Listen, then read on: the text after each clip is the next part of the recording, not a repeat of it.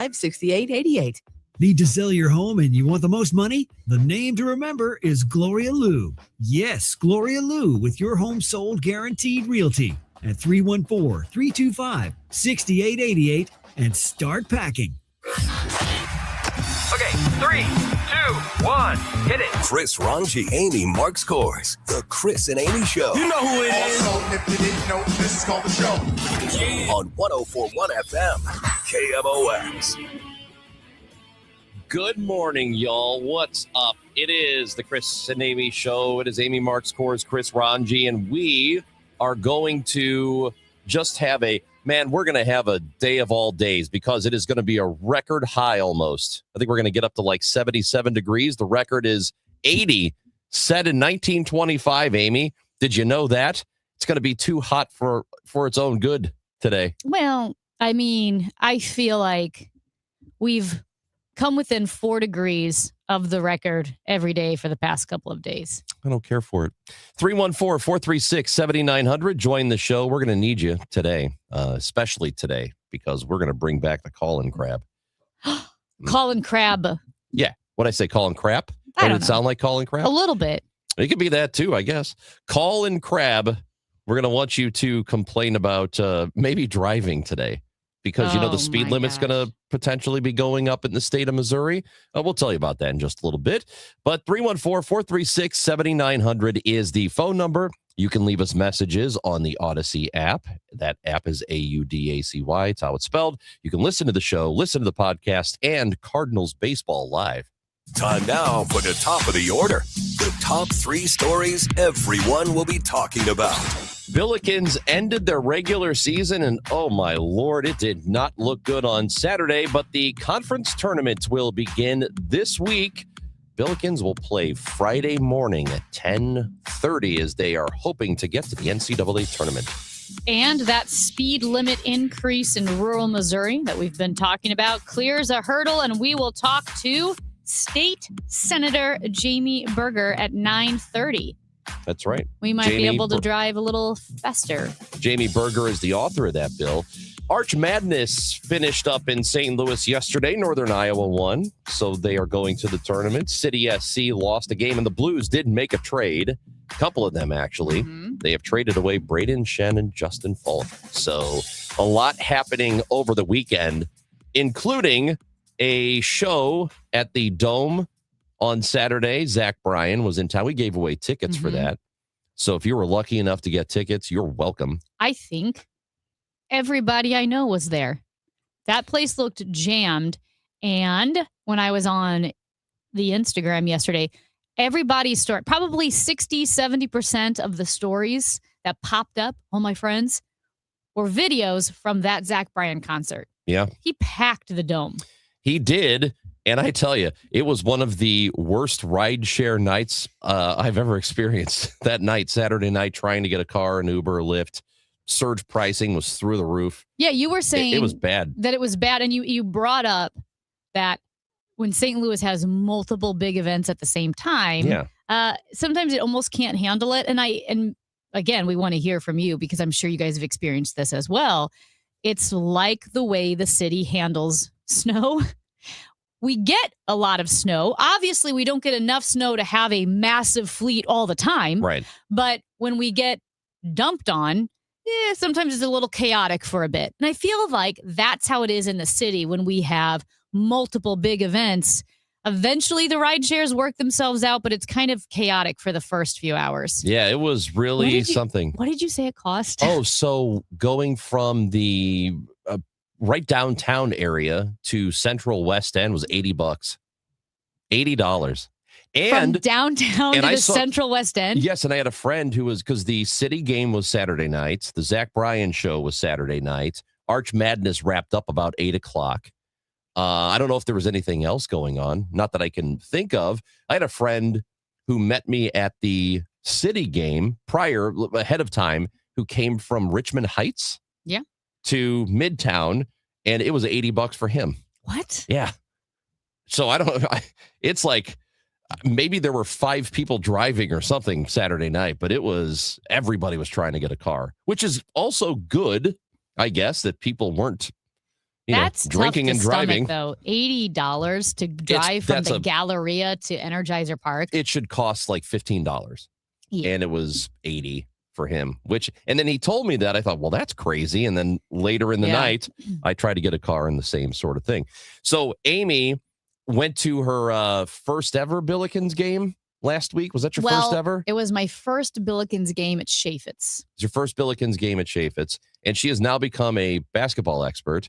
I am an expert. And is terrified that the Billikens are going to miss out on the tournament because they lost Saturday, which isn't a big deal, but they got folded up. Oh my gosh. It wasn't like they lost. They got beat badly. They lost by like 30 points, man. It was. Josh Schertz said it was the biggest loss in his career, points wise. Yes. As far as he had lost once, he said by 25 points years ago. And then he brought up another loss when he was coaching D2. But he did not mince words. He said George Mason was fantastic and the Billikens were pathetic. Mm-hmm. That was the word he used on every front. And now, like I said, I mean, I don't want to brag, but I did go to that Billikens game and I feel like I am something of an expert now. And I'm a little worried. Well, and I'm worried that even if they make it, they're going to poop it up, because they have been, again, I don't want to brag, but they've been sloppy in the first half of a lot of games this season. That's the trend. We've talked about it. And when I went to that game, and they were pretty sloppy, a lot of unforced errors on the parts of the Billikens. And I'll tell you what, I went from the highest high of Billikens fandom to now I'm crushed. I'm worried. I'm afraid it's falling apart. Can you talk me off the ledge? So do not be afraid yet. You have reason to be concerned. I still think they're getting into the tournament, even if they don't win the A10 tournament, which again starts on Friday. For them, it starts this week, but they get a double bye.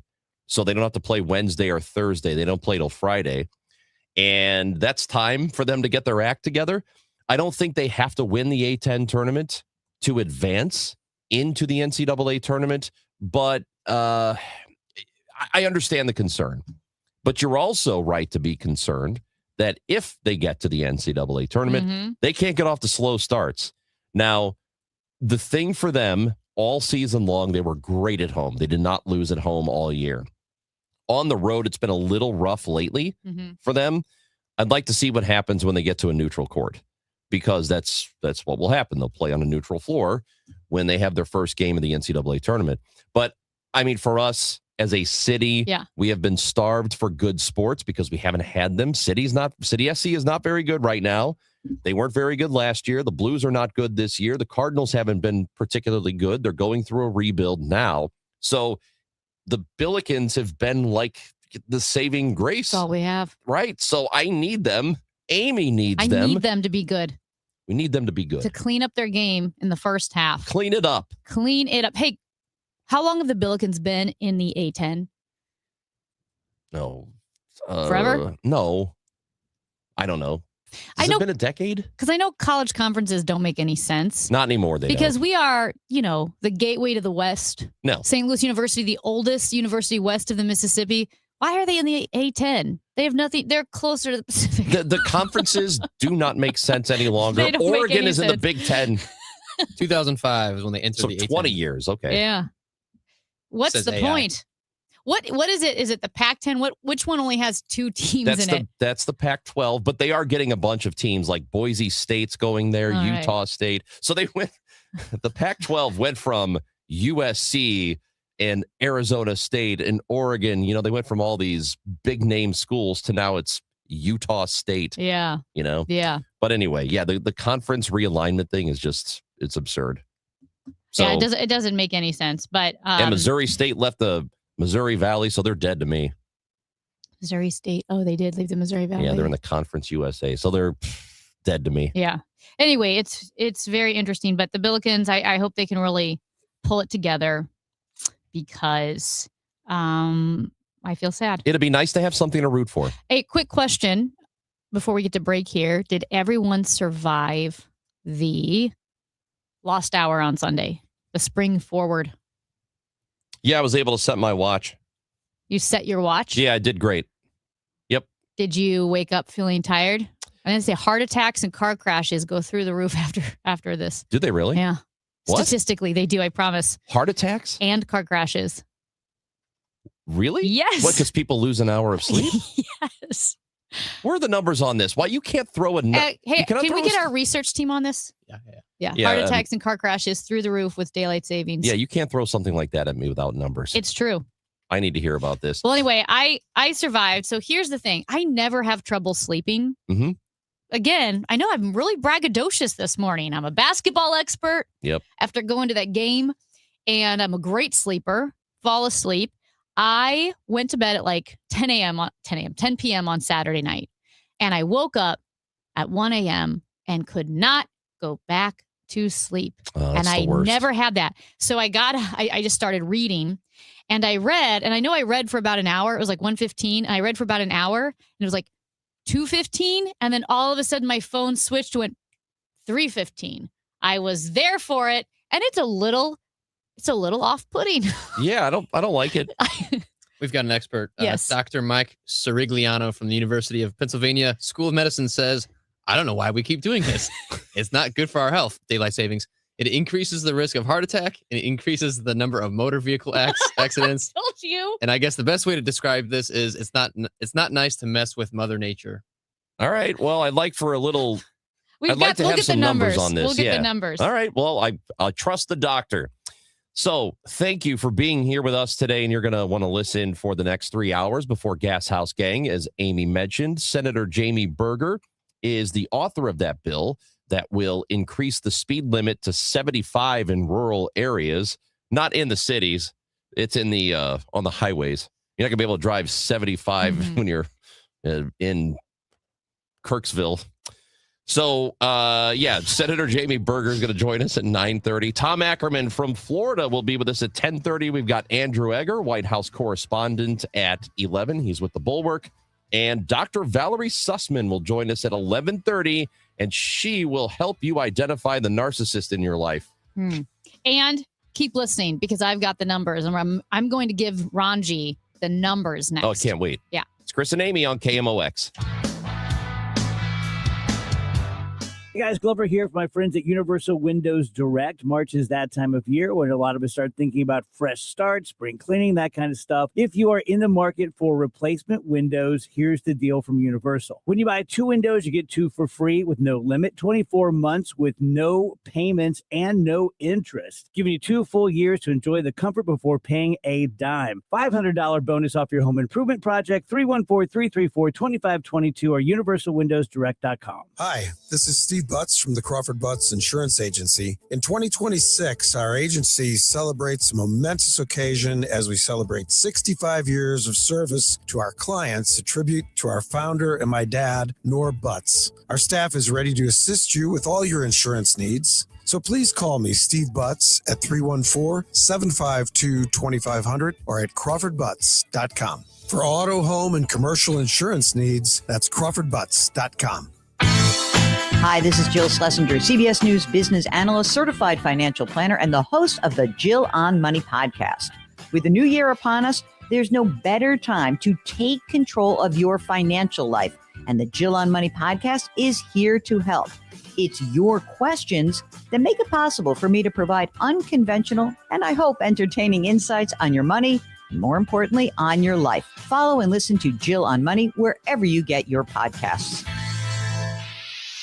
Pump up the volume. Business moves fast. Orders roll in, deadlines close in. When you ship with USPS Ground Advantage, you can keep up with confidence. Every package stays in our secure network from dock to door. And with nationwide reach, dependable tracking, and upfront affordable pricing, you get built-in peace of mind. You run the business. We run the routes. Visit USPS.com/Ground Advantage to learn more. This is the story of the one. As a procurement manager for a hospital system, she keeps every facility in her network stocked and ready. That's why she counts on Grainger to be her single source for thousands of products, from disinfectants to lighting, air filters, and more. And with fast, dependable delivery, Grainger helps her keep every facility stocked, safe, and running smoothly. Call 1-800-GRAINGER, click Grainger.com, or just stop by. Grainger, for the ones who get it done. You can feel the Clydesdales circling the field. Hear the stands come alive. Smell the hot dogs, the popcorn, and cold beer in the air. See the crowd rise as the first pitch hits the glove. And just like that, a new season begins. The countdown is on until opening day, and tickets start at just $49. Don't miss St. Louis's favorite holiday. Get your tickets at cardinals.com/opening day. Cardinals single-game tickets are now on sale for the 2026 season. The schedule delivers big-time matchups, including weekend series against the Cubs and Dodgers, and visits from the Boston Red Sox. Add in a promotions calendar stacked with fan favorites like all-new giveaways, a Hawaiian short and shirt set, golf-inspired hat, dark mode jersey, and a whole lot more. It's Busch Stadium at its best all season long. Lock in your seats today at Cardinals.com. If you owe the IRS, you have a legal issue, and you need the Lance Drury Law Firm. We'll protect your rights. Log on at LanceDruryLaw.com. Proudly serving St. Louis for over 100 years. KMOX, the voice of St. Louis. You've got something to crab about, and we want to hear it. It's the Call and Crab with Chris and Amy on KMOX. Yeah, that's right. We're doing it today. It'll be a little later in the show, the Call and Crab, and we need your calls so that you can crab about whatever. Really, it's about if you had something bad happen over the weekend, or like me, I could crab about having to pay $80 to go 8 minutes with a ride share. It's a public service to help people get things off their chest. Surge pricing is just an abomination. It should not be allowed. But isn't our Call and Crab themed this week? It can be. So if you've got something in particular, feel free to tell us about it. However, if you want to crab about drivers, this is the day to do it. Oh, so I do want to say this quickly. And I've said it before. I think the most selfish thing you can do is cause a car accident. Because every time you cause a car accident, it is your fault unless you had a heart attack or a stroke and you passed out. But barring a medical event, it is your fault because you're either a bad driver, you got distracted, you were following too close, you were texting, you were eating, you were smoking, you were reaching for something, whatever it is. If you caused the car accident, it is your fault. It's not like you were not doing anything wrong. You were doing something wrong. What if an animal jumps out in front of you? Did the animal cause the accident then? Well, if the deer jumps into your car and breaks through your windshield, that is the deer's fault. But you didn't cause the car accident. Okay. But most of the time, and I think that's why Roger Brand gets frustrated with you people. Yeah. Frustrated with you people. He shouldn't, because he has a job because of them. It's true. One of my favorite lines from Roger Brand was, one day, several years ago, there were 3 single car accidents. And he said, and we've got an accident on 40 and highway on 44. These are single car accidents. Quote, so you have no one to blame but yourselves. That's what he said. Yeah. And I think it's true, because then you mess up everyone's day. I mean, worst case scenario, you kill people. That's terrible. Best case scenario, you make people late for whatever they're going to. But by golly, there was an accident this morning on Highway 40 westbound at Big Bend. And that sucker had westbound 40 at a standstill for miles. You know when Google Maps is dark red for a really long time? Yeah. Like the blood red. And I just drove by looking at those poor saps and Highway 40 westbound, because I bet some doofus was looking at his phone. So you can call and crab about anything you want, but bad drivers, especially since we're going to be talking to Senator Jamie Berger about this speed limit increase that Senator Berger is looking for. And it looks like it might pass. I mean, we've gotten through the Senate, it's got the House to go through now, and we'll go from 70 to 75 in rural parts of Missouri. So if you want to call and crab about drivers, we're going to do that later in the show at 11:45. Are we encouraging, as you mentioned, the Odyssey app to leave a voicemail? Of course, leave a voice message. There's a little microphone icon. Yeah, I think it even says leave a message. Yeah. And you can do that. Ranj, our research team, they're really good. They're really good. I mean, it's a big team. I mean, I've seen better. Well, all things considered, they're good. How's that?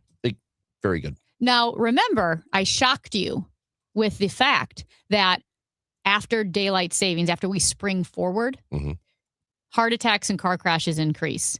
And you were skeptical and you didn't believe me. And honestly, it hurt my feelings, to be honest. It does make sense. Yeah, but it hurts my feelings. Okay, well, I'm sorry. Give me the numbers. Heart attacks increase by 24% on the Monday following the spring daylight saving time switch. 24%? Yes. Fatal car crashes rise by 6%, and stroke increases by 8%. Why? I don't buy the heart attack number. I don't know what to tell you. It's from heart.org. There's a 24% increase. Conversely, that's a huge increase. When clocks turn back in the fall, there is a corresponding 21% reduction in heart attacks. Oh, well, okay. Maybe that number is legit. I will say this. I kind of felt like I was going to have a heart attack today and yesterday. I've been tired. Do you ever wake up and feel like if I move too fast, I might die? Yeah, like right now. That's how I kind of feel. Yeah, totally. It's not fun. It's not funny. It's actually, it's terrible. But the numbers do feel fake. It's, okay. I am stunned. I would not have thought that at all. Here's the BBC. Wow. Here's the University of Alabama, the National Institute of Health, Duke University. So they're all saying it. All right, very good. I think Duke said no. Oh, Duke said no. Yes. Oh, okay. So these numbers are suspect. Maybe. All right. Just sleep an extra hour. How hard is it? Unless you have to work, unless you have to actually work on Sunday morning. Numbers are suspect. Yeah, I think they're suspect. See, this is why our research team is good, but not great. So DTF St. Louis, we talked a little bit about that show last week after the first episode. I've not yet had a chance to see episode 2, but my understanding is they go to a Cardinals game and people are wearing Cardinals gear, but the stadium they use is just so not Busch Stadium. Really? Right. So I cannot wait to see it. Does it look like a Major League Baseball stadium, or does it? I have not seen it for myself, but I've seen people tweeting about it. So I'm really looking forward That's to go really back. funny. It's I don't know what episode 2 is like at all. Again, haven't seen it. I'm going to watch the show. I'm going to keep watching it. But as we talked about last week, it is one of those things where people nationally aren't going to care about the St. Louis specific stuff. That things seem off, that, they're calling it St. Louis Metro County, which nobody refers to. Nobody in Los Angeles cares. Nobody in Tampa, Florida cares watching the show. It will just be us here in St. Louis who know the city, who know the area, who are going to watch it and see these St. Louis specific things and go, that's weird. So you know what this kind of reminds me of? When movies and stories are based on a true story, if you are the true story on which the movie is based and they take artistic liberties, my whole life would then be saying, well, that guy didn't do that and that neighbor doesn't exist. You'd be explaining what was not real. Right. That's kind of how this is with St. Louis. I feel like it's based on a real city, but it's not actually a real city. It's because they didn't film it here. And moving forward, they're going to have to start filming things here. All right. Quick note here, because we have a texter, and for people who listen to KMOX, they know that Dave Glover is in Jupiter with Michael Kelly for spring training and Tom Ackerman, and it's a whole party down there. But a texter says, Chris, Amy, have either of you been to Michael Kelly's place in Jupiter, Florida? I keep hearing about this place. And yes, I have. My siblings and I went down there. That's how generous Michael is. Who does that? He's a very nice guy. Who says, hey, sure, Amy, go take your siblings. Stay for a week in my place in Florida. Use the car. Go to the beach. There's a car there? Yes. He has a car that you can use? Yes. Man, that guy's living a life. It's good to be Michael Kelly. So my siblings and I went there, stayed for a week, and it was awesome. Michael Kelly is the most generous person I know. He really is. Not just because of that, but I mean, if you go to dinner, you meet up, whatever it is. I mean, he always pays. He always pays for everybody. He always wants to take care of people. He's very generous. He does. I'm a huge Michael Kelly fan, and I'm going to take him up on that Jupiter, Florida offer at some point. Awesome stuff. Hey, when we come back, we're going to talk about this speed limit increase. I like the idea of it. Amy likes the idea of it. Some people do not like the idea of it. But we'll talk to Senator Jamie Berger, who is with the 27th Senatorial District in the state of Missouri. That includes Cape Girardeau. And we'll get Senator Berger's thoughts on this bill, which has moved through the Senate and is now off to the House and could take place and could go into effect during the summer. We'll talk to Senator Berger next on KMOX. Spring training is here, and Cardinals baseball is heating up in Jupiter as young talent and big expectations take the field. The Gas House Gang is talking Cardinals all day long.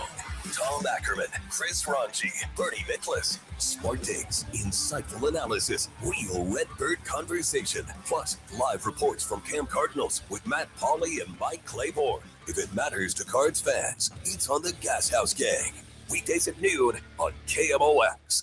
This is Congressman Bob Onder. Tax season is here, and Missouri families are already seeing the real impact of the Working Families Tax Cut Act. House Republicans are delivering real results for hardworking Missourians. According to the Council of Economic Advisors, the bill is projected to raise wages in Missouri by about $3,000 to $6,000 over the next 4 years. That's more money for groceries, gas, and greater security for your family's future. In Congress, I'm working to protect working families, strengthen our economy, and ensure you are keeping more of your hard-earned money. Paid for by official funds authorized by the House of Representatives. Take a thrilling ride with your St. Louis Symphony Orchestra to the far reaches of space in John Williams and Kevin Putt's A Cosmic Journey.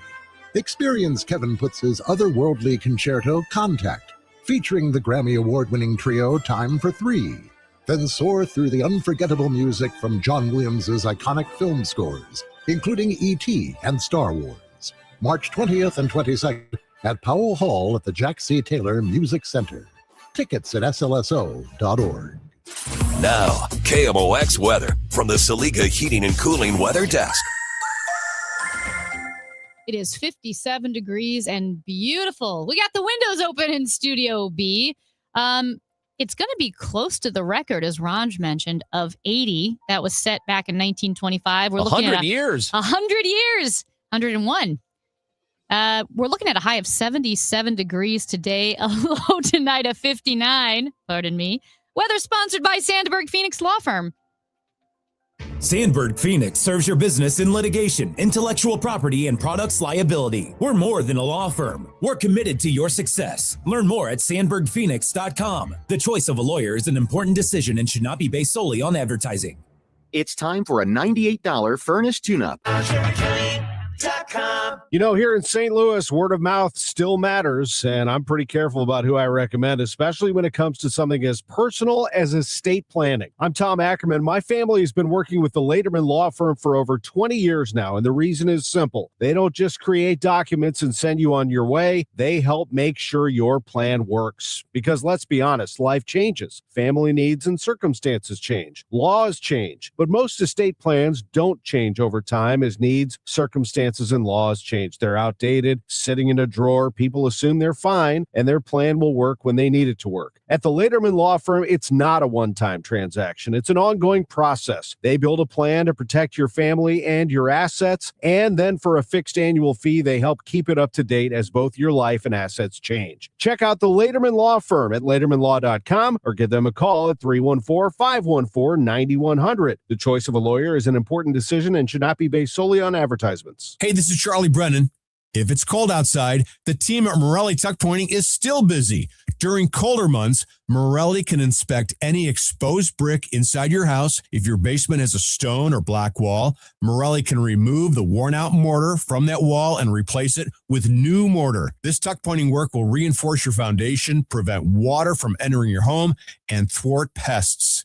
This is a great time to get the inside of your garage inspected, and the same goes for your brick or stone fireplace. I've used Morelli Tuck Pointing to repair the chimneys, walkways, and walls of 2 homes here in St. Louis. The Morelli bids are fair, their crews are super polite, and they clean their job sites.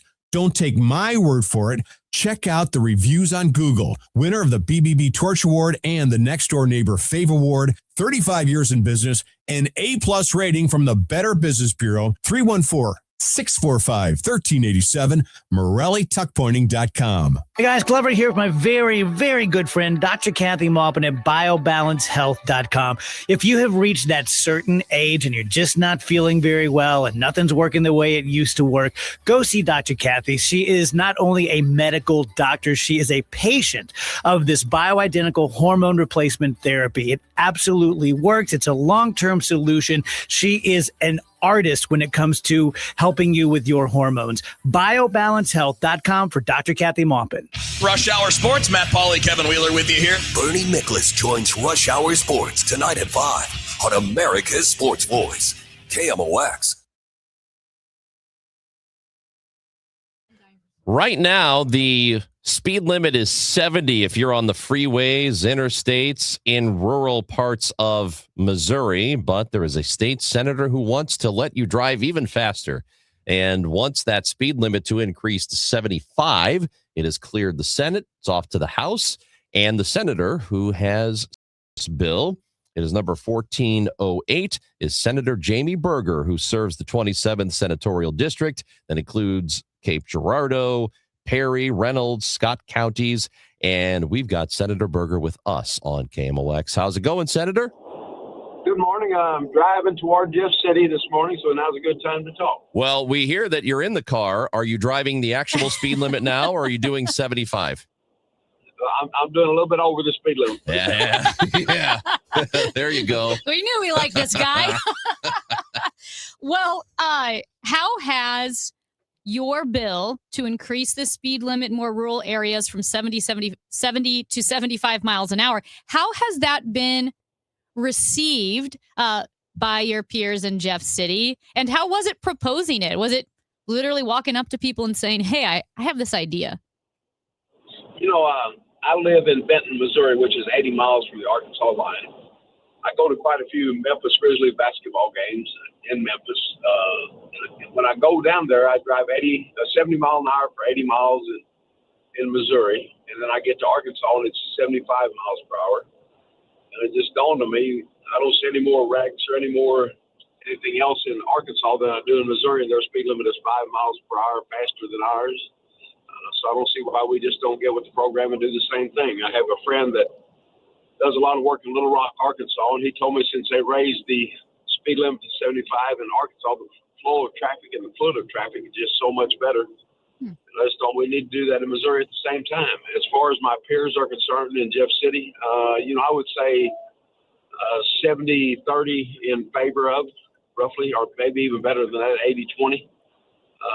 And I've had several phone calls, people against think they have to drive 75 or I think it's more of a hindrance for people driving 65 in the passing lane than 75 in the passing lane.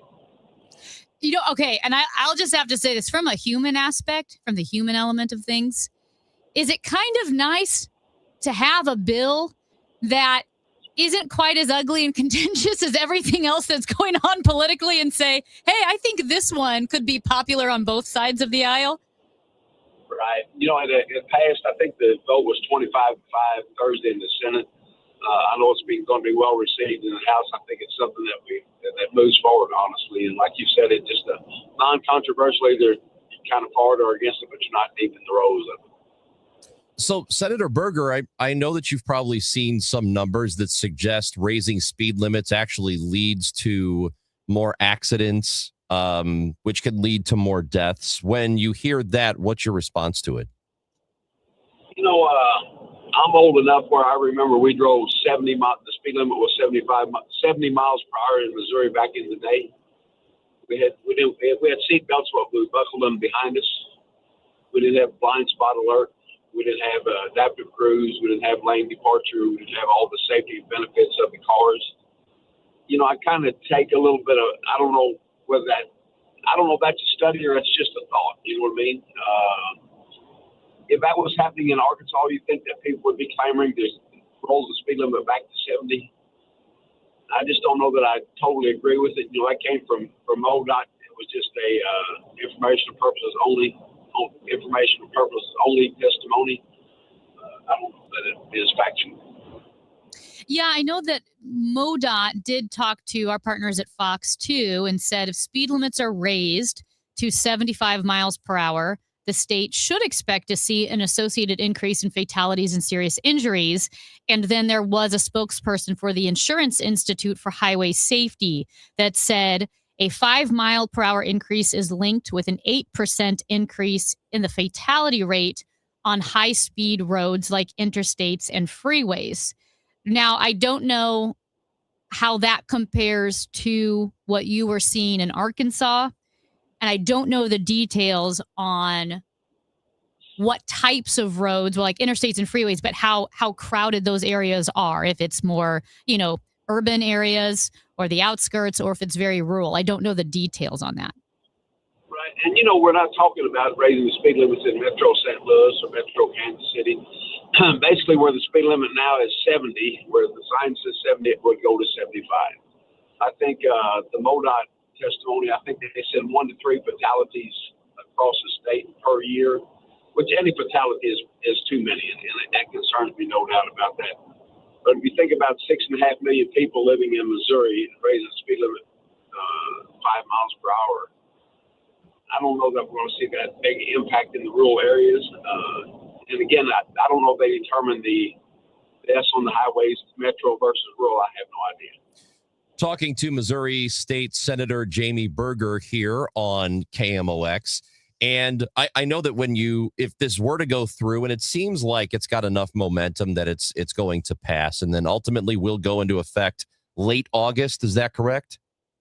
That would be right. Okay.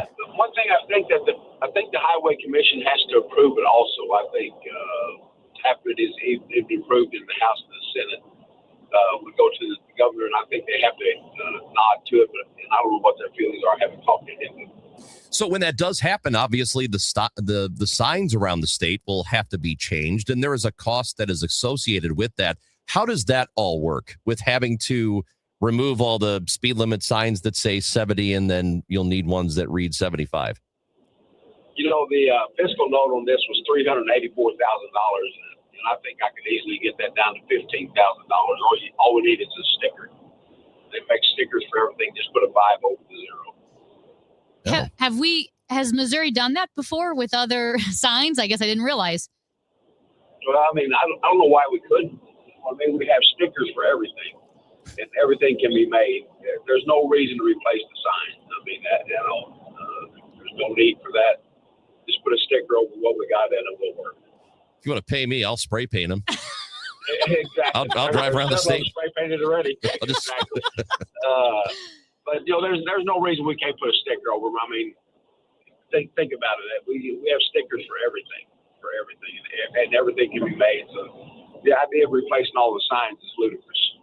We are again talking to State Senator Jamie Berger, and since we're on the issue of driving, there is a bill from a representative on making Missouri high schools have students, force them to have driver's education. I know that when I grew up in Illinois, we had to have driver's education. It was a class that you took in high school, and this bill would do something similar. Are you in favor of that?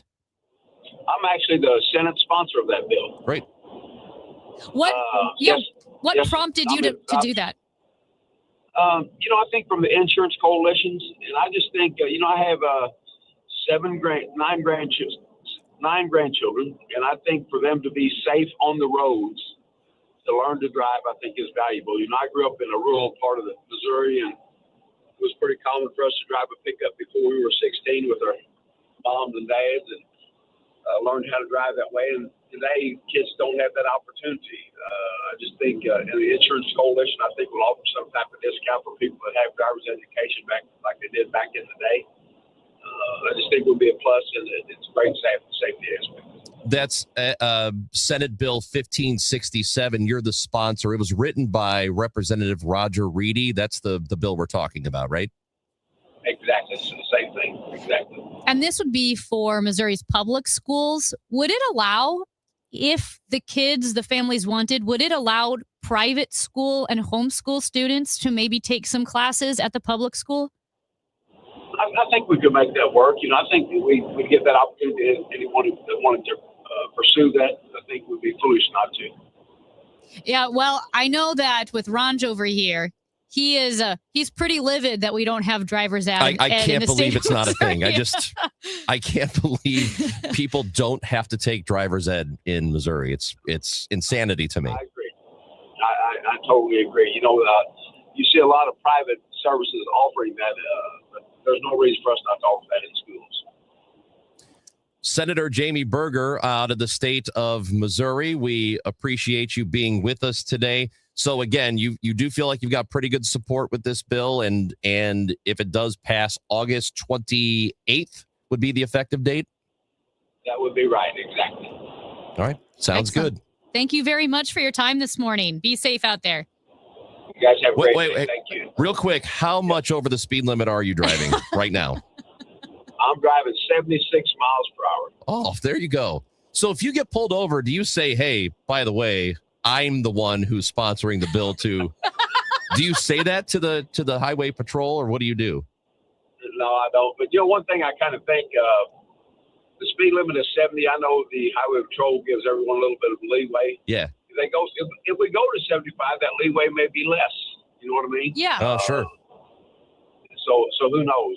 And that's at their discretion. One guy said, maybe we need to have less. They need to lower their discretion. Well, I think it's a whole lot different going 75 miles per hour in rural Missouri than when you get close to St. Louis. So I think that's at their discretion. You know what I mean? Yes. Senator Berger, we appreciate your time, and we intend to follow up with you down the road. Have a good day. Thank you. No pun intended. Down the road. Yeah, thanks. Senator Jamie Berger, again, from the 27th District here in Missouri. I didn't get a chance to say this. I probably could have. I wasn't aggressively enough. But when the senator talked about the stickers on the highway sign, I said, how do we know that's not the big sticker lobby? The big sticker lobby. You think there's big sticker out there? I don't know if there is or not. Let's talk. You want to talk to Tom in Des Peres? Sure. Tom has thoughts. Hello, Tom. Hey, guys. I don't really mind if they increase the speed limit or not. But my issue is, are they going to enforce the speed limit? Because right now I'm on Highway 40, just got off of 270, and I'm doing 65. And I've been passed by cars doing 85 to 90. When I drive to Mizzou games and it's 70, I'm passed by cars doing 100. I never see cars pulled over. That's my issue. Have a speed limit, but enforce it. That was a Tom with a call-in crab. I know. That was actually a really good crab. call-in crab. And I will say this. If it's Highway 70, they're not going to enforce it. Highway 70 is the Wild West. I avoid 70 at all costs. I do think there's something to parts of that highway being so narrow. I wouldn't want to pull anybody over on certain stretches of that highway, because you're like in the lane. If you're a patrolman and you've pulled over a car, there's no shoulder space. I have left for the airport from work, which is downtown, and from Soulard in the city. And I always drive 40 west to 170 to avoid Highway 70. I don't like Highway 70. It scares me. It's insane. That's Amy Marks Kors. I'm Chris Ranji. The call-in crab is coming up later in the show, so be thinking about what you want to crab about. If you want to crab about Missouri drivers, go ahead, or Illinois drivers. You could do that too, even though the Illinois drivers are superior. Feel free to do that, 314-436-7900, or leave us a voice message on the Odyssey app. And if you missed the interview with Senator Jamie Berger, that will be on KMOX.com and the Odyssey app on the podcast form later on. It's Chris and Amy on KMOX. If you live in Missouri, have Medicaid, and need a caregiver, this message is important. Care at home is personal. That's why you may not want a stranger in your home to take care of you. You want someone who already knows you and your daily routines. With Freedom Care, you choose a trusted family member, a friend, or a neighbor. They will get paid after every shift to care for you, and it's 100% free to you. More than 70,000 people have already joined the Freedom Care family. Call your local Freedom Care. They'll check your Medicaid eligibility. Don't wait until a stranger shows up at your door. If you have Medicaid and need help at home, this care is available 100% free to you. Call Freedom Care now to see if you qualify. 314-907-0892. 314-907-0892. That's 314-907-0892. Freedom Care, we're here for you. Guys, Kevin Wheeler here for Burn Balance Complex, which is the latest tool you can find at supplement superstores. It is top of the line. This is a complete metabolism system, not just a fat burner. So you get the metabolism boost, all-day focused energy with no jitters or crash. You get help with appetite control and cravings, and it'll reduce stress by lowering cortisol levels. It is a fantastic tool, especially for those who don't want prescriptions or injections. So get out to supplement superstores, tell them Kevin Wheeler sent you, and they'll knock 30% off the Burn Balance Complex, and you can find your location at supplementsuperstores.com. Don't miss Mosby Building Arts Home Improvement Show, Saturdays from 11 a.m. to 1 p.m. on KMOX. One of the last call-in shows where you can get live answers to your remodeling, design, and construction questions. Tune in Saturdays at 11 a.m. Okay, class, let's begin. Psst, love your boots. I just sold a pair like that on eBay. Oh, really? Yeah, it took like 2 seconds to list, and they sold almost immediately. I've been selling everything lately. Some chunky boots, a faux fur coat I never wore, and a vintage chair that was more of an expensive clothing rack. You know, I actually bought these on eBay. Wait, are you Kitty Sell Stuff from Brooklyn? Okay, quiet, please. Find what you love, sell what you don't. eBay. Things people love. I'm Boomer Esiason. My mom died from cancer. She was only 37 years old. She didn't have life insurance, and that was devastating for my family. That's why having life insurance is so important to me. Ethos makes it fast and easy. Get a quote in seconds, apply in minutes, and get same-day coverage. You can get up to $3 million in coverage with no medical exam. Get your free quote at ethos.com/save. That's ethos.com/save. Paid spokesperson. Time spent on application may vary. Online health questions required. Wesley Financial Group is not a law firm, and Chuck McDowell definitely not an attorney. This is Chuck. If someone talked you into buying something really silly and you want to get out of that silly little thing, my advice, get the facts. Call me and I'll send you our timeshare exit kit absolutely free. Inside, you'll learn how timeshare works and all your options for cancellation. Call Wesley now for your free exit information kit. 800-909-9696. 800-909-9696. Unlock a brighter outdoor space in 2026 with Chesterfield Valley Nursery. Let us be your trusted partner for all your landscaping, lawn, and gardening needs, empowering you to create a haven that brings joy and serenity to your life. From landscape design to property maintenance to our garden center, we're here for you. Houseplants, tree shrubs, organic soil mixes, gardening and plant classes, and more. Chesterfield Valley Nursery's Garden Center has what you need no matter what the season. Visit us weekdays from 9 a.m. to 4 p.m. Saturday hours start in March. Follow us on Facebook or Instagram for all class and sale updates. I'm John Morgan. There are many reasons to hire Morgan & Morgan for your injury case. Reason number 3. First, all lawyers are not the same. If my family had an injury case and I couldn't hire us, there are only about 3 to 4% of the lawyers out there that I would hire. And here's why. Most of them rarely, if ever, go to trial. They just take the last best offer. Hell, you can do that yourself. Do this. If you're looking for a lawyer, Google Morgan & Morgan results and see what comes up. It may shock you. Then Google the firm you're thinking of hiring and do the same. That may shock you as well. We became the largest injury firm in the world for a reason. We won a lot. $30 billion and counting. Morgan & Morgan, or the people.com. Who would I hire? I'd hire us. The choice of a lawyer is an important decision and should not be based solely upon advertisements. Past results afford no guarantee of future results. Every case is different and must be judged on its own merits. The Chris and Amy Show on 104.1 FM KMOX. Now, did you see this? With Chris and Amy. I know, Ranj, that you love the Canadian national anthem, and so do I. It's great. Although I think some of our prejudice against our national anthem is just from bad versions, because when Whitney Houston sings ours, oh my gosh, it's the best anthem in the world. And I thought Charlie Puth made our anthem the best anthem in the world. I think it's just sometimes we only hear questionable versions, which makes you think it's not a great song, when really it is a good song. It's just hard to sing. I thought that's why it's not good. You just nailed it. I just nailed it. This was kind of fun. Stephen Colbert and Jimmy Fallon sang the national anthem together the other night on The Late Show. Oh, say, can you see by the dawn's early light. What so proudly we hail as the twilight's last gleaming, whose broad stripes and bright stars through the perilous fight o'er the ramparts we watch were so gallant. So it's pretty fun. And apparently, you know how Jimmy Fallon does his barbershop quartet with Justin Timberlake on his show? Well, they will sing. I did not know that. Really? I cannot stand Jimmy Fallon Well, at all. They sing Bringing Sexy Back. They bring Sexy Back, but they sing it as a barbershop quartet. So he actually does sing, as does Stephen Colbert. And apparently, Jimmy Fallon had always wanted to do this, to sing with Stephen Colbert. I thought they did a good job. It was kind of fun. Good. Well, I mean, Jimmy, his stand-up act, he always played guitar and, Yeah.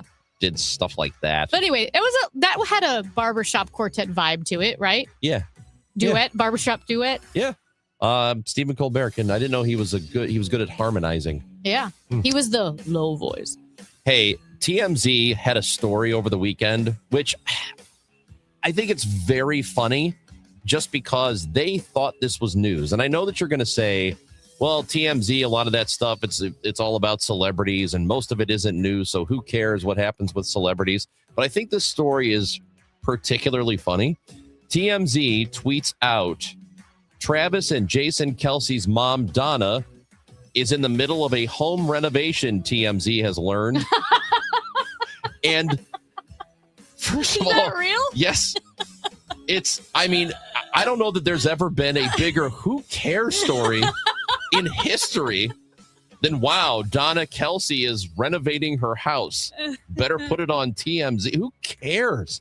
It's so, and they are getting absolutely roasted by everybody. It's funny. Very, very funny.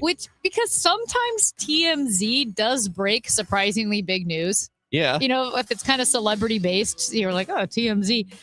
That is it's so ridiculous. Was it a slow news day? I don't know. Man. It was a weekend. That's funny. This just in, John Hamm is building a fence. Like, who cares? It's so ridiculous. All right. This one is, I just find it offensive. So the LA Marathon was this weekend. The LA Marathon. Yeah. Do you know what a marathon is? Yeah, I've seen it. Do you know what it is? Yeah, you keep talking about them. How long is it? 26.2 miles. That's right. That's kind of what it's famous for. Right. Is being 26.2 miles. So the LA Marathon. My favorite, so the bumper stickers, or people like put the window stickers on their car, 26.2 or whatever. My favorite is the one that says 0.0. 0.0. That's a good one. So the LA Marathon announced a couple of weeks ago that if you want to run only 18 miles, you also get a finisher's medal. The medal is to say, I did it. I completed the LA Marathon, 26.2 miles, because that's quite an accomplishment to run 26.2 miles. And they just decided they created an alternate course. So you could cut the course to make it 18 miles, which is weird. But then also, you still get a medal. I don't know. That's saying you ran the marathon, but you didn't run the marathon. That's my kind of marathon. Never heard of this. Oh, 18 miles. Yeah, like that's what's keeping you from running a marathon? Is that it's 8 miles too long? Cut the corners. Come on, man. If you ran 18 miles, that's worthy of a medal. It's so random to me. And it would be the equivalent of saying in baseball, there's a new rule. You can run first base, second base, third base, but if you want, you can also just go from first to third, and that counts too. Your option.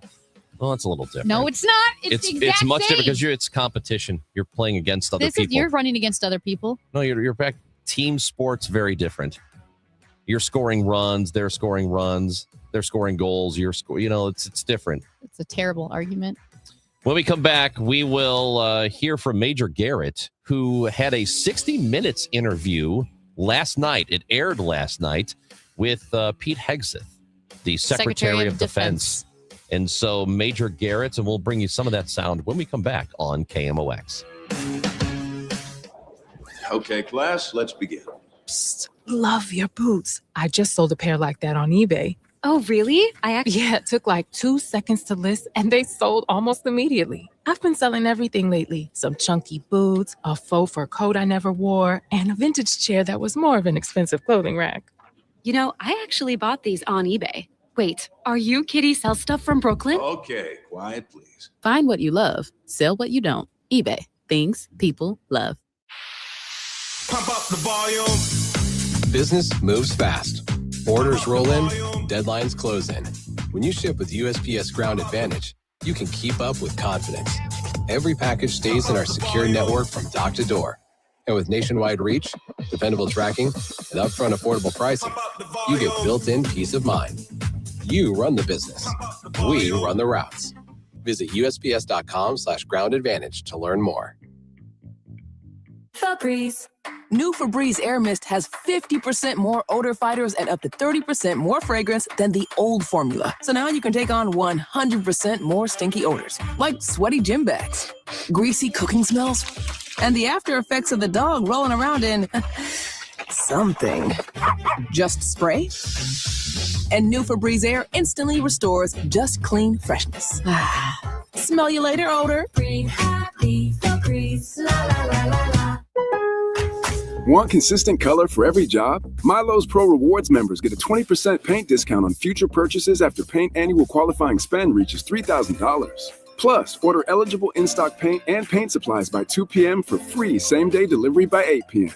Improving is easy at Lowe's. Excludes spray paint and mist tints. More exclusions, terms, and conditions apply. Subject to change. Details at Lowe's.com/terms. Same-day delivery valid in select zip codes. Subject to driver availability. Details at Lowe's.com/same-day delivery.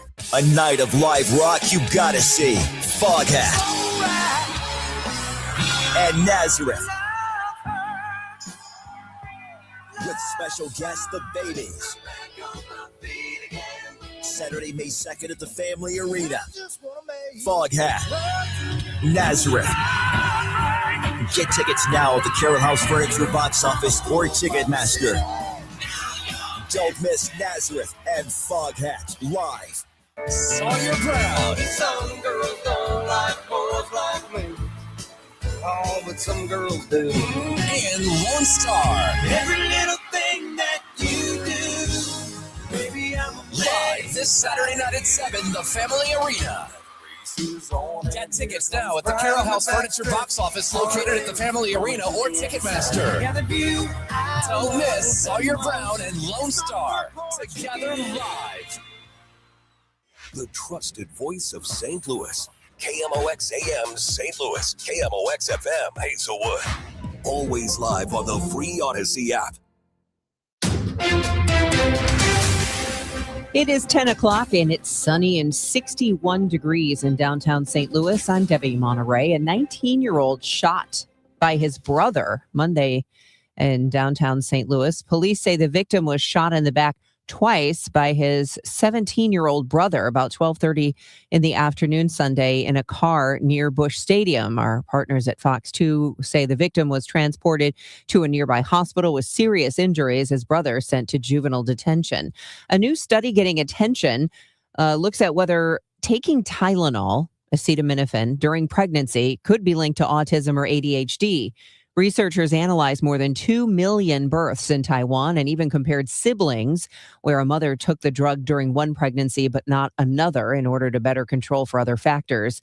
CBS medical contributor Dr. Celine Gounder explains what the study actually found. When researchers compared the siblings, the link basically disappeared, and that suggests something else may be going on. Think about why someone takes acetaminophen during pregnancy in the first place. Usually it's for fever, infection, pain, migraines. Those underlying conditions, not the medication, might be part of the story. President Trump told pregnant women not to take Tylenol and to just tough it out. A man faces trial after stealing thousands of dollars from Three Kings Public House. Richard Milder of Mountain View, Missouri, stole nearly $7,000 from that Three Kings location in Sappington. Milder is accused of stealing cash, credit cards. Police say he also drank from a bottle of liquor, which investigators pulled a fingerprint from and then took Milder into custody a few days later after he returned to the location with a pry bar. A pedestrian is dead and a dog injured following a car accident over the weekend.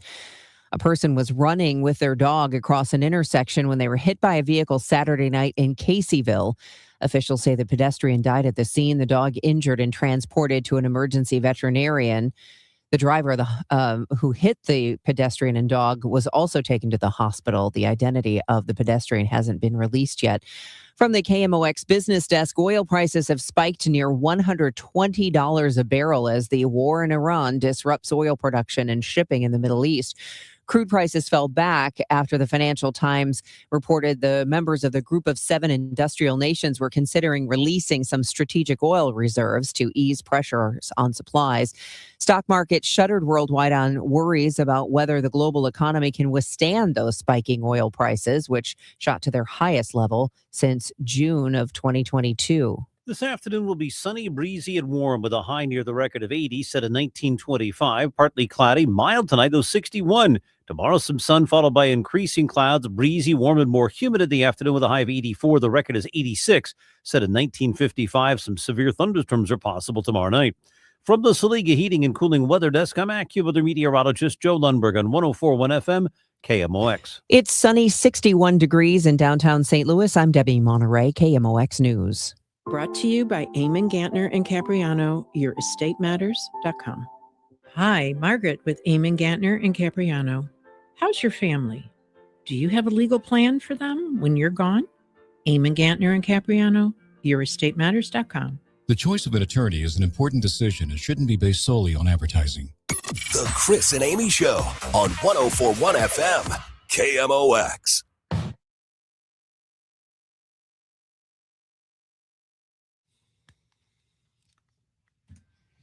Well, last night on 60 Minutes, friend of the show, Major Garrett, sat down with Secretary of Defense Pete Hegseth for an extended interview, and it was Major's 60 Minutes debut. We actually were texting with him over the weekend, and I could not remember. And you ever feel embarrassed to ask a question because you're afraid the answer is going to be obvious and then also like make you look bad? So I did ask Major. I said, is this your first time on 60 Minutes? And it was. This is his debut, but I could not remember. And all of a sudden I thought, wouldn't it be so embarrassing if he does a hit on 60 Minutes every Sunday? And I had totally missed it. No, I don't think it's crazy at all. I had actually thought that you had seen him before? I thought so. I know he's done CBS Evening News, so maybe that's what I was thinking, but I was almost positive he was on 60 Minutes. I know, and I think because all the news blends together, that as soon as I texted, I thought, oh my gosh, this is going to end my relationship with Major because he's going to say, I'm on every week. But no. He's been looking for an excuse. Yeah, I know. He really has. To end it with you. Yes. Just you. And so he sat down with Secretary of Defense Pete Hegseth. If you didn't watch the interview, it's about 12 minutes long. You can go on 60 Minutes and watch it. And some interesting answers. Let's start with about covert operations, because this one kind of stood out to me, which kind of typifies where we have seen some inconsistency in answers from the administration. But this is pretty interesting. Do we have any overt or covert forces inside Iran now? I wouldn't tell you that if we did. Only reason I ask is earlier this week you said no. Is that still the answer? Yeah, that's still the answer. But we reserve the right. We would be completely unwise if we did not reserve the right to take any particular option, whether it included boots on the ground or no boots on the ground. So it's kind of interesting. And here's the thing. I get it. When Pete Hegseth says, if we did, we wouldn't tell you. Well, yeah, I get that for sure. It's just that as Major followed up, well, I'm only asking because you said no last week. Mm-hmm. So it was a legit question because of the answer. But I also understand if he hadn't said the no answer last week, I understand saying, well, we can't tell you that, which makes sense. I don't think you could say if you had covert operations there. But yeah, he also asked about the length of the conflict. Is it possible to achieve the objectives President Trump has set before you if we don't locate and obtain and extract the highly enriched uranium? There's a lot of different ways we can get after that. They've used a conventional umbrella of missiles that was growing every single day, their production capacity, to try to cover over their nuclear blackmail ambitions. As far as how you get at that nuclear option, we'll make sure that their nuclear ambitions are never achieved. Will we take it out ourselves? Well, I would never tell you or anybody else what our options are. See, that's another thing. People keep asking. It's a legitimate question. It's a very fair question.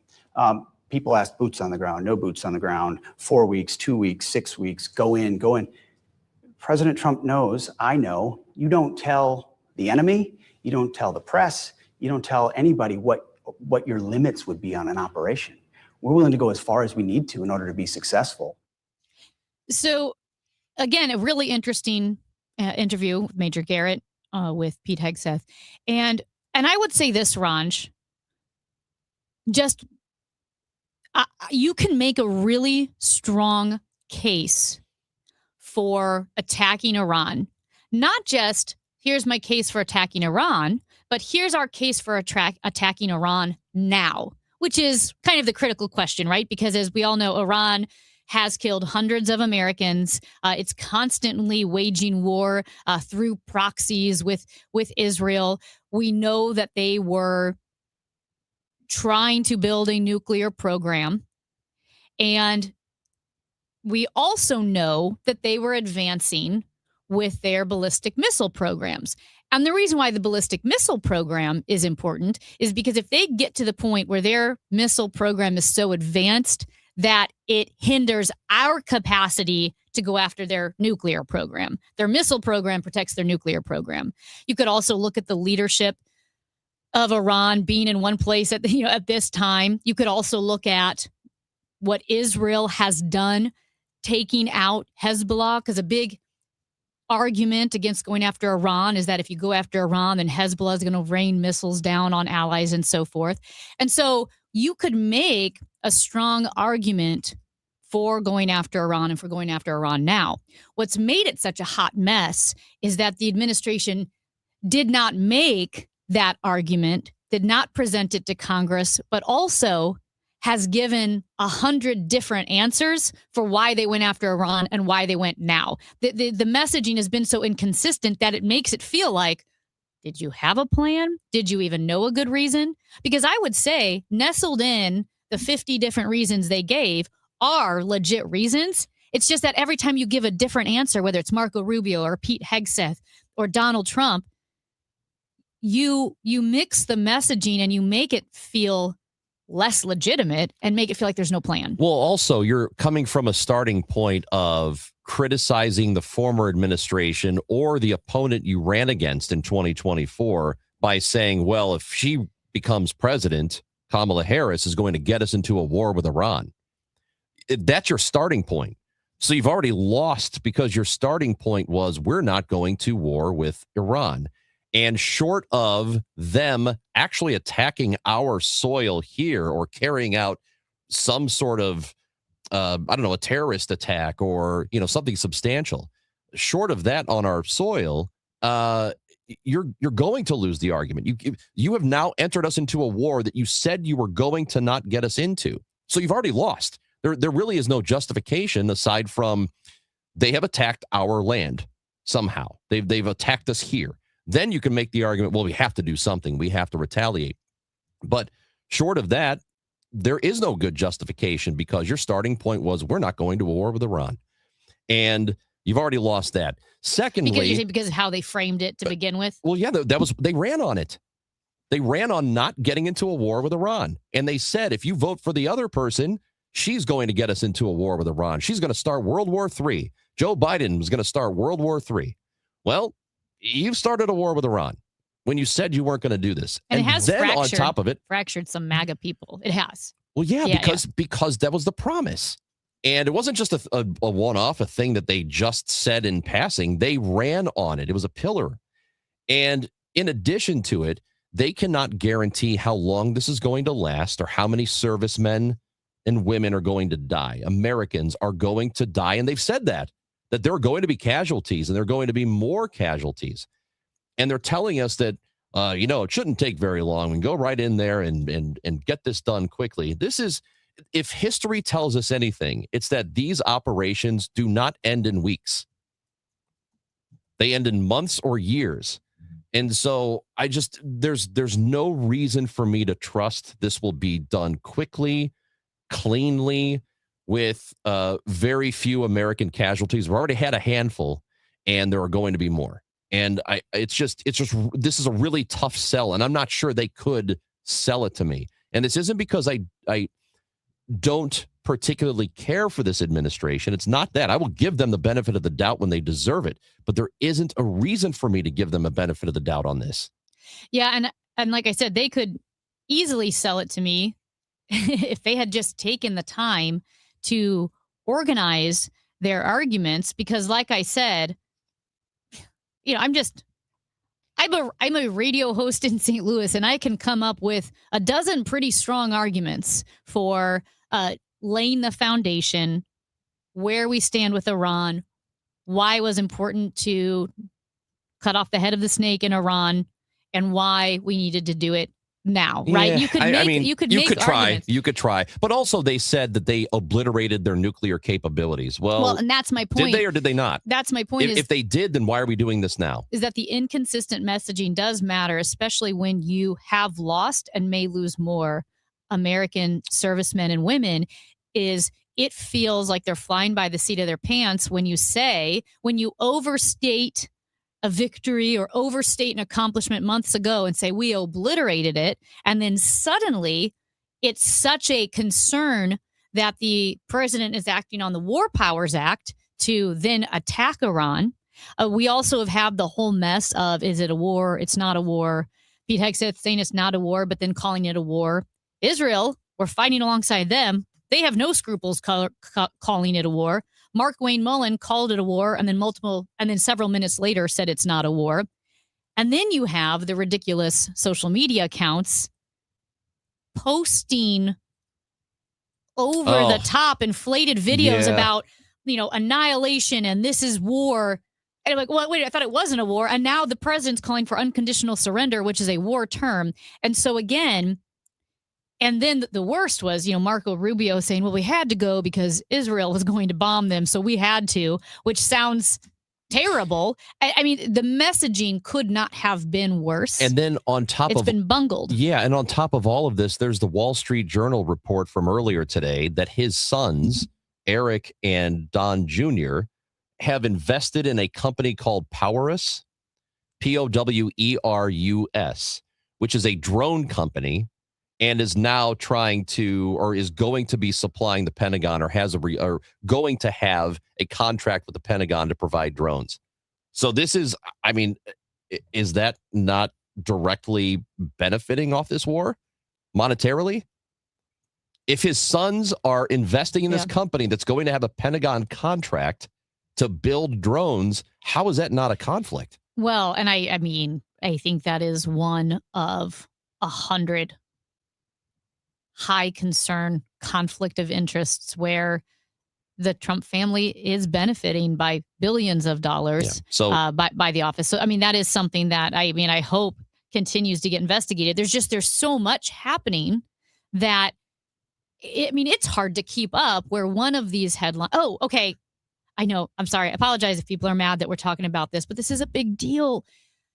President Trump was there for the dignified transfer of the military members who had died in Iran. And he wore a MAGA cap, a white MAGA baseball cap. Yeah. And he's there saluting, but he's got a baseball cap on. And Fox News, knowing that would be problematic because it makes him super look disrespectful to wear a baseball cap, they cut away from that footage and played old footage. They didn't play the footage of the dignified transfer that happened over the weekend. They played footage from I think it was 2017. 2017. Yeah.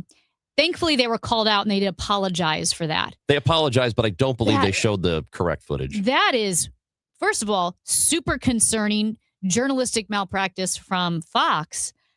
But again, you don't need to run interference for him. Yeah, you're supposed to be a news organization. He had the hat on, and we can't talk about the tan suit anymore. Yeah, that's fine. I would kind of like to see him in a tan suit. I think he looked like a big teddy bear. No? You don't think so? No. I think Donald Trump in a tan suit might be kind of cute. Why don't you wear a tan suit? I don't want to. It's Chris and Amy on KMOX. One thing we know about St. Louis, if DTF can't get it right, we do know that that St. Louis must be right for athletes. They love it. They love when athletes come to play here in St. Louis, they end up sticking around. We're going to talk about that when we come back. Why do athletes fall in love with St. Louis? Next on KMOX.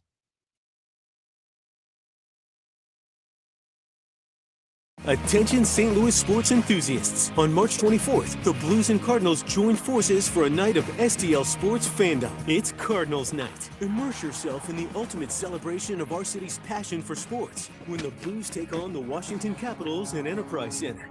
Theme night buyers will take home an exclusive Blues and Cardinals co-branded quarter zip, perfect for showing your support for both teams. Get your tickets now at stlouisblues.com/promotions. This is a test of the emergency alert system. This is only a test.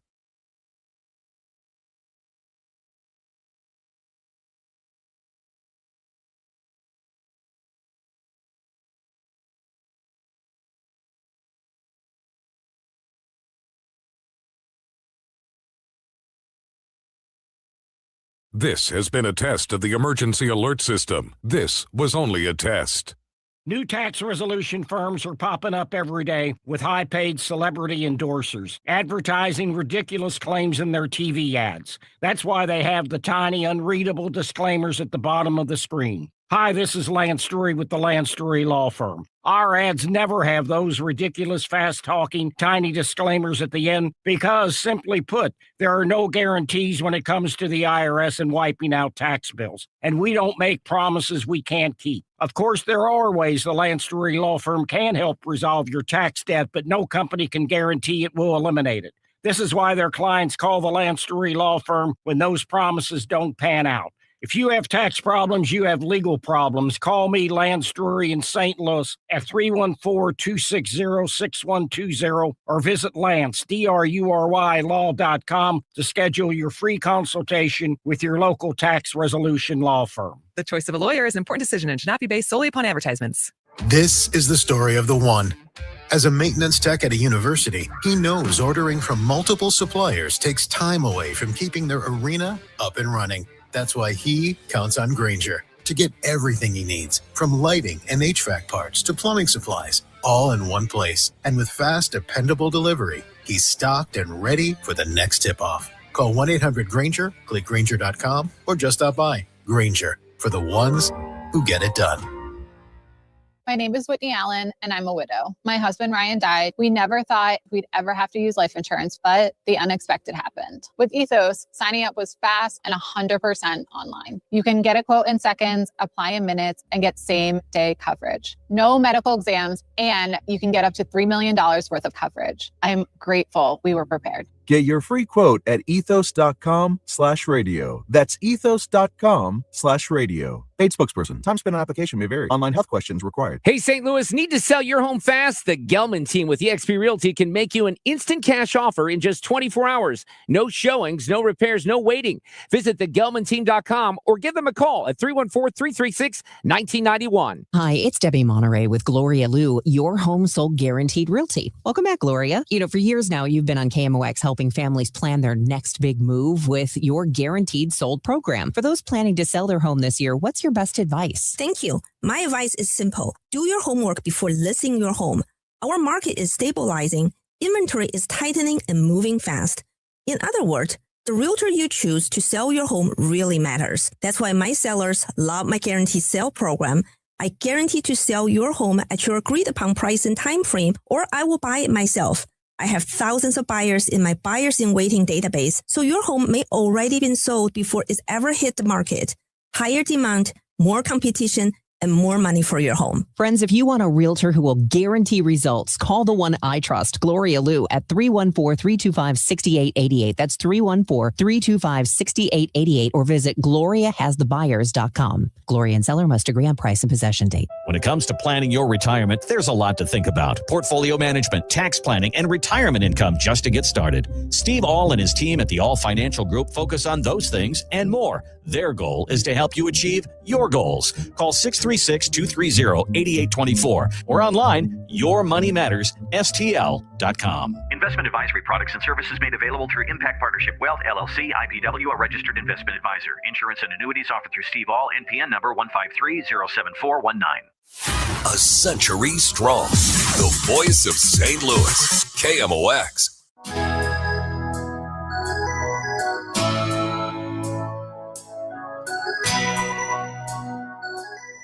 Well, the trade deadline for the NHL was Friday at 2 p.m. And of course, we all know the drama with Colton Parayko. Was he going to the Buffalo Sabres? The Blues were ready to trade him, but he said no because he had no trade clause and so forth. So Mark Lazarus, who has been an NHL writer for a long time, based in Mark. Chicago. Yep. Do you know Mark? I do. It makes sense. I don't know him well, but I know him. Yeah. So he's been writing for years and years. And he tweeted, "Players who play in St. Louis always seem to fall in love with St. Louis or the St. Louis suburbs, I suppose. I won't say it's inexplicable because that's mean and Jeremy Rutherford would be mad at me, but it's at least uncanny." So basically, Mark is going, it's inexplicable why anyone would love and want to stay in St. Louis, but by golly, they certainly do. And he's not wrong. A lot of, whether, it is players from Canada, like Al McInnes still lives here. Wayne Gretzky has a house here, obviously his wife. Brett Hull was here for a long time. I think, did he move to Nashville? But he was here for a long time. He might still be here. He's still here, I think. But the Blues alumni are, and this has been actually, even like the Spit and Chicklets podcast, with Paul Bissonnette, they've acknowledged that the Blues alumni might be the strongest alumni group of any city in the NHL. And like Mark Lazarus said, he goes, it's inexplicable. But it is true. I had always heard the cliche was the athletes come here to play, marry a St. Louis girl. Mm-hmm. And that's why they stay. That is what I have been saying, is that, they do come here. They end up meeting somebody who is from here. And a lot of people, at least for a while anyway, it's been this way most of my life, where usually they want to stay close to home. They want to stay close to mom and dad. So whatever athlete has come through here ends up staying where she wants to stay because she wants to be close to family. And that I totally get. What is interesting about this to me is this is otherwise not really the kind of place that people come to from somewhere else and put down roots. It's usually only if you have met somebody who's from here who wants to be close to mom and dad. Because Alex Pietrangelo, his wife is from here. Now, obviously, he was still playing, so they moved to Vegas. Right. But like his wife is from here. Right. So usually it's not like, you know what? I'm out of college. I want to move to St. Louis.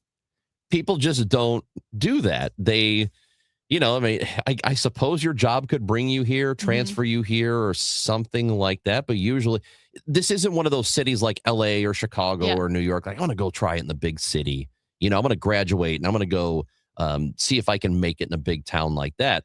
And what is interesting to me is I don't know how. So I spent a lot of time in Chicago, as you know, and I don't know how many athletes came in from somewhere else and then stayed there. Like they would all leave when the season was over. Yeah. But in St. Louis, and maybe this is maybe my memory is off, but it didn't seem the same as it does here, where an athlete is from Canada, meets a lady, stays in St. Louis and puts down roots. That didn't really happen in Chicago. People would come in, play, leave. And I found that interesting because that is one of those kinds of cities that a lot of people will graduate from college, start their their young working life and want to go to Chicago or want to go to LA or New York. Right. And like I said, with some of these players, yes, a lot of them, they do meet a girl from St. Louis and stay, but a lot of them have wives who are not from St. Louis. I think it was like Kelly Chase has stayed here. Obviously, he's stayed involved with the Blues organization. Robert Bortuzzo, not from here. His wife, not from here. She's like a model somewhere, right? They just moved back to St. Louis.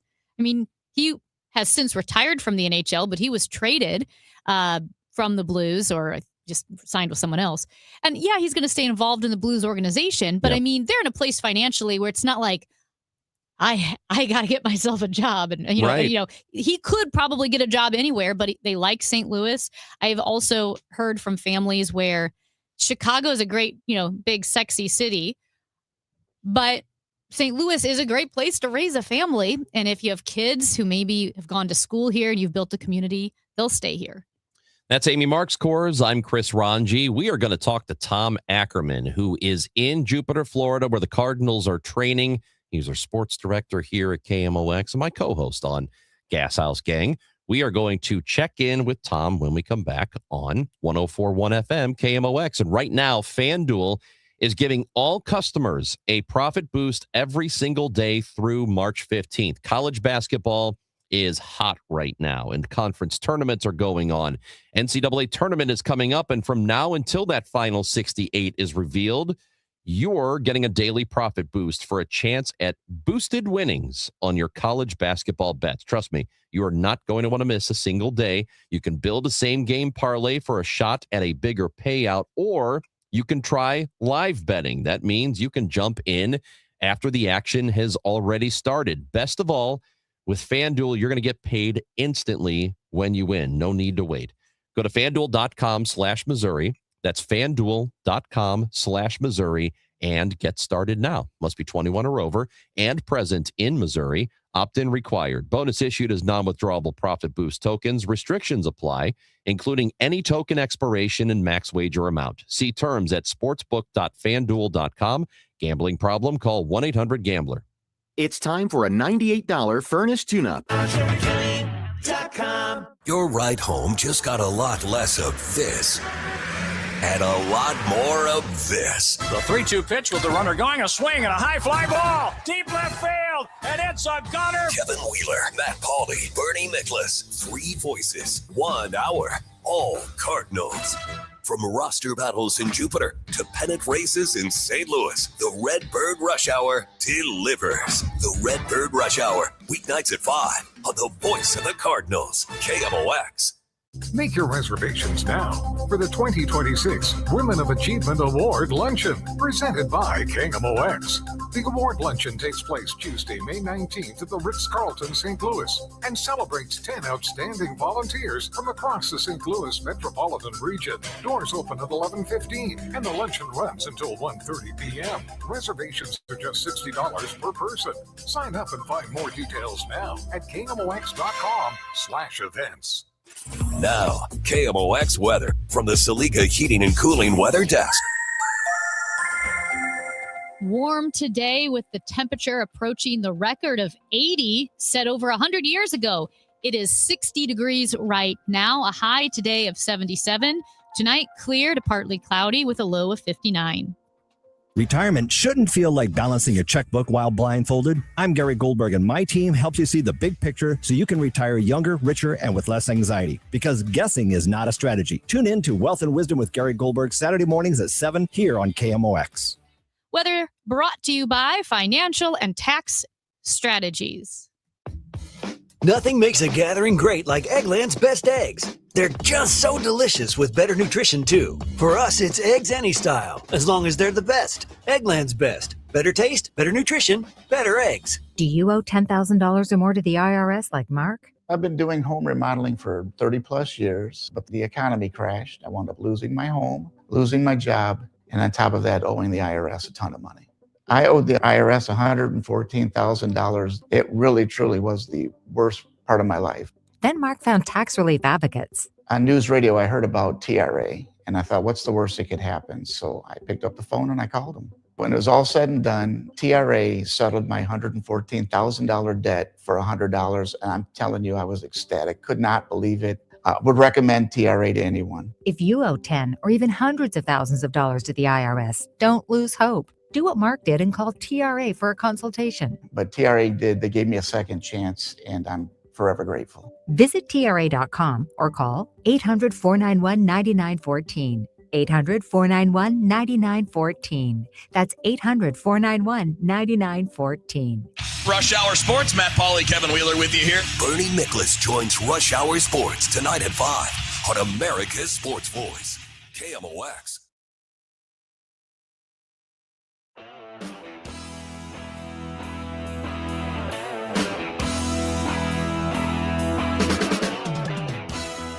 Chris and Amy on KMOX. We are with you until 12. Then it is the Gas House Gang, and that is on until 1 o'clock. Brendan Schaefer is going to be hanging out with me today. That's because Tom Ackerman is busy being in Florida.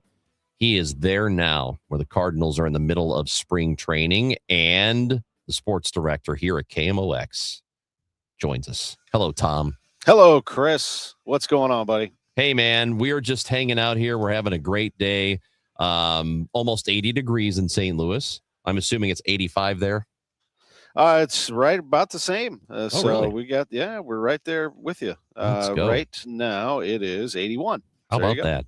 Yeah. All right. So we'll talk baseball in just a moment, but there's a lot of sports happening over the weekend. Why don't we go ahead and start with the trades? The Blues did trade away Braden Shen and Justin Falk ahead of the deadline, which was on Friday afternoon.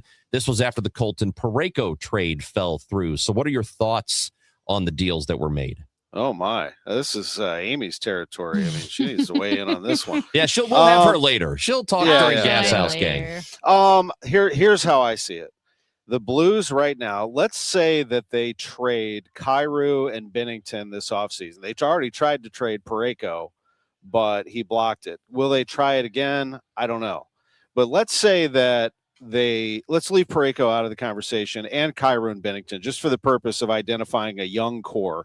And they haven't named a captain yet. They're going to wait until the following summer, and that'll be Alex Steen's job. He is pretty much going to weigh that heavily. That'll be on him because he's going to take over GM duties for Doug Armstrong, who stays on as president of hockey operations. But anyway, here's your core. You got Robert Thomas, an elite center that you needed to get a haul for, and they didn't get. If you trade him, I think you're identifying it's a complete teardown, much like the Blackhawks did several years ago, and they went through about 4 years of misery after that. I would probably not do that. So they haven't done that yet. But you have Robert Thomas to build around still. He's 26 years old. He's a total stud. Philip Broberg. Let's go down the forwards. You have Jake Neighbors, who I think will eventually be a captain. I think he's going to wear a C at some point, maybe soon. Jimmy Snuggerud, Dylan Holloway, Dalibor Dvorsky, Justin Carbonneau, who we talk about a ton, who is a goal-scoring machine. Otto Stenberg. You got defensemen like Philip Broberg and Logan Mailloux, not to mention some others as well. Look, there's a young core here that the Blues can build around, and they can get this thing turned around. Plus, they got a ton of first-round picks that they can spend here pretty soon. The Blues did not do poorly here at the deadline. And I tell you what, I had my doubts at about 1 o'clock or 12:30. Mm-hmm. I thought, what are they doing? I mean, are they going to move anybody here? And then they move Shen. They move Falk. We thought for sure they're going to move Falk. I wondered about Shen. He's been a great St. Louis Blues player. He gets a fresh start somewhere else to try to go chase down a cup. It's a chance for the Blues to reorganize themselves and push forward with a young team. If they don't have Binnington, you build around Joel Hofer. He's 25 years old. He had a shutout last night. I think the Blues are still in a decent position. It's just, they got into this. They had a disappointing year. This is a very disappointing year for them. I thought that maybe they got too far ahead of themselves last year, getting in that first round with Winnipeg and teasing us all and then losing in the final seconds. Maybe they got ahead of themselves, but it's disappointing regardless because I thought they could be a playoff team. Yeah, and Tom, I'll just add, some people might already know this, but pretty wild that when the Blues were in San Jose and Braden Shen was traded, the New York Islanders had already arrived. They were in San Jose at the same hotel, so Braden Shen was able to just walk down the hallway to meet his new team. He didn't even need to change rooms. And he makes a quick return to St. Louis tomorrow night. The former Blues captain, now with the New York Islanders, will play at Enterprise tomorrow night. Braden Shen scored one of maybe my favorite goal for the Blues ever. And now Pat Maroon's up there pretty high. But Mike Claiborne, who's sitting next to me, was watching this too. Braden Shen scored the goal that put the Blues up 3-0 in Game 7. And it was on a great feed from Vladimir Tarasenko, and I can still picture it. He scores, he pumps his fist, and at that point you thought, oh my God, they're going to do it. And he's been a warrior out there. He'll drop the gloves and fight at any time. And he captained this team through some turbulent times where the team was struggling. He had to guide some young players. He is a class act. I mean, I'm actually happy for him that he gets another shot, and I enjoyed watching him. I don't play favorites necessarily, but he might have been my favorite during that time period. And now you move on and you try to find the next C. But he's a good one, no doubt about it. We are going to talk a little Cardinals here because you are at spring training. So I want to get to that in a moment. But right now, Amy is beside herself. She is terrified that the Billikens, if they don't win the conference tournament, are out because they got pounded. They got walloped. And I'm in worried their final game. I'm worried they're falling apart, Tom. They are. I'm sorry to tell you. Literally, the one of the wheels came off of Robbie Avila. I mean, he's got plantar fasciitis, so he's running around there with 1 foot. I mean, the guy committed 3 fouls early in the game. They had to get him out of there. He only plays 12 minutes. He's everything to the team. Offensively, I think defensively, they've got to step it up. I mean, it was a poor effort, and Josh Schertz said it himself, called it pathetic. That was a pathetic effort defensively. That's on him and the staff and the team. Everybody's to blame for that. So this week, lock the doors, block out everything, and practice and get ready for this A-10 tournament because you got to win it. Don't put this in the committee's hands. Can they get an at-large? Yeah, but do not think that way. I mean, you cannot take an L here. You got to get, and you put yourself in this situation. They don't have to play on the road anymore. That's the good thing. They have been horrendous on the road here lately. They got beat at Rhode Island. They got blown out at Dayton. They got blown out at George Mason. This has been a trend we've been watching for a while. They have not played a full game since they beat Dayton at Chaifetz Arena from wire to wire. They always seem to have slow starts, then they pick it up at the end. That can't happen in March. And you know who's doing it really well right now? VCU. VCU is actually, they won at Dayton. And they're in everybody's bracket right now. So is SLU. But don't put yourself in a situation where VCU wins this tournament and you don't make it to the final or something. I mean, you got to get at least to the final and probably have to win it. And if you're Josh Schertz, you got to tell your players that very thing. We need to go win this tournament and go out and play the game that you know how to play. I don't want them playing tight. I want them playing free, but also putting pressure on themselves defensively, not offensively, but defensively. They've got to lock this thing down better. Probably if Avila is not 100%, which he isn't, they're going to really lean on Kellen Thames here to be the guy on both ends of the floor to get the energy going, to get physicality, to get rebounds, to get big buckets.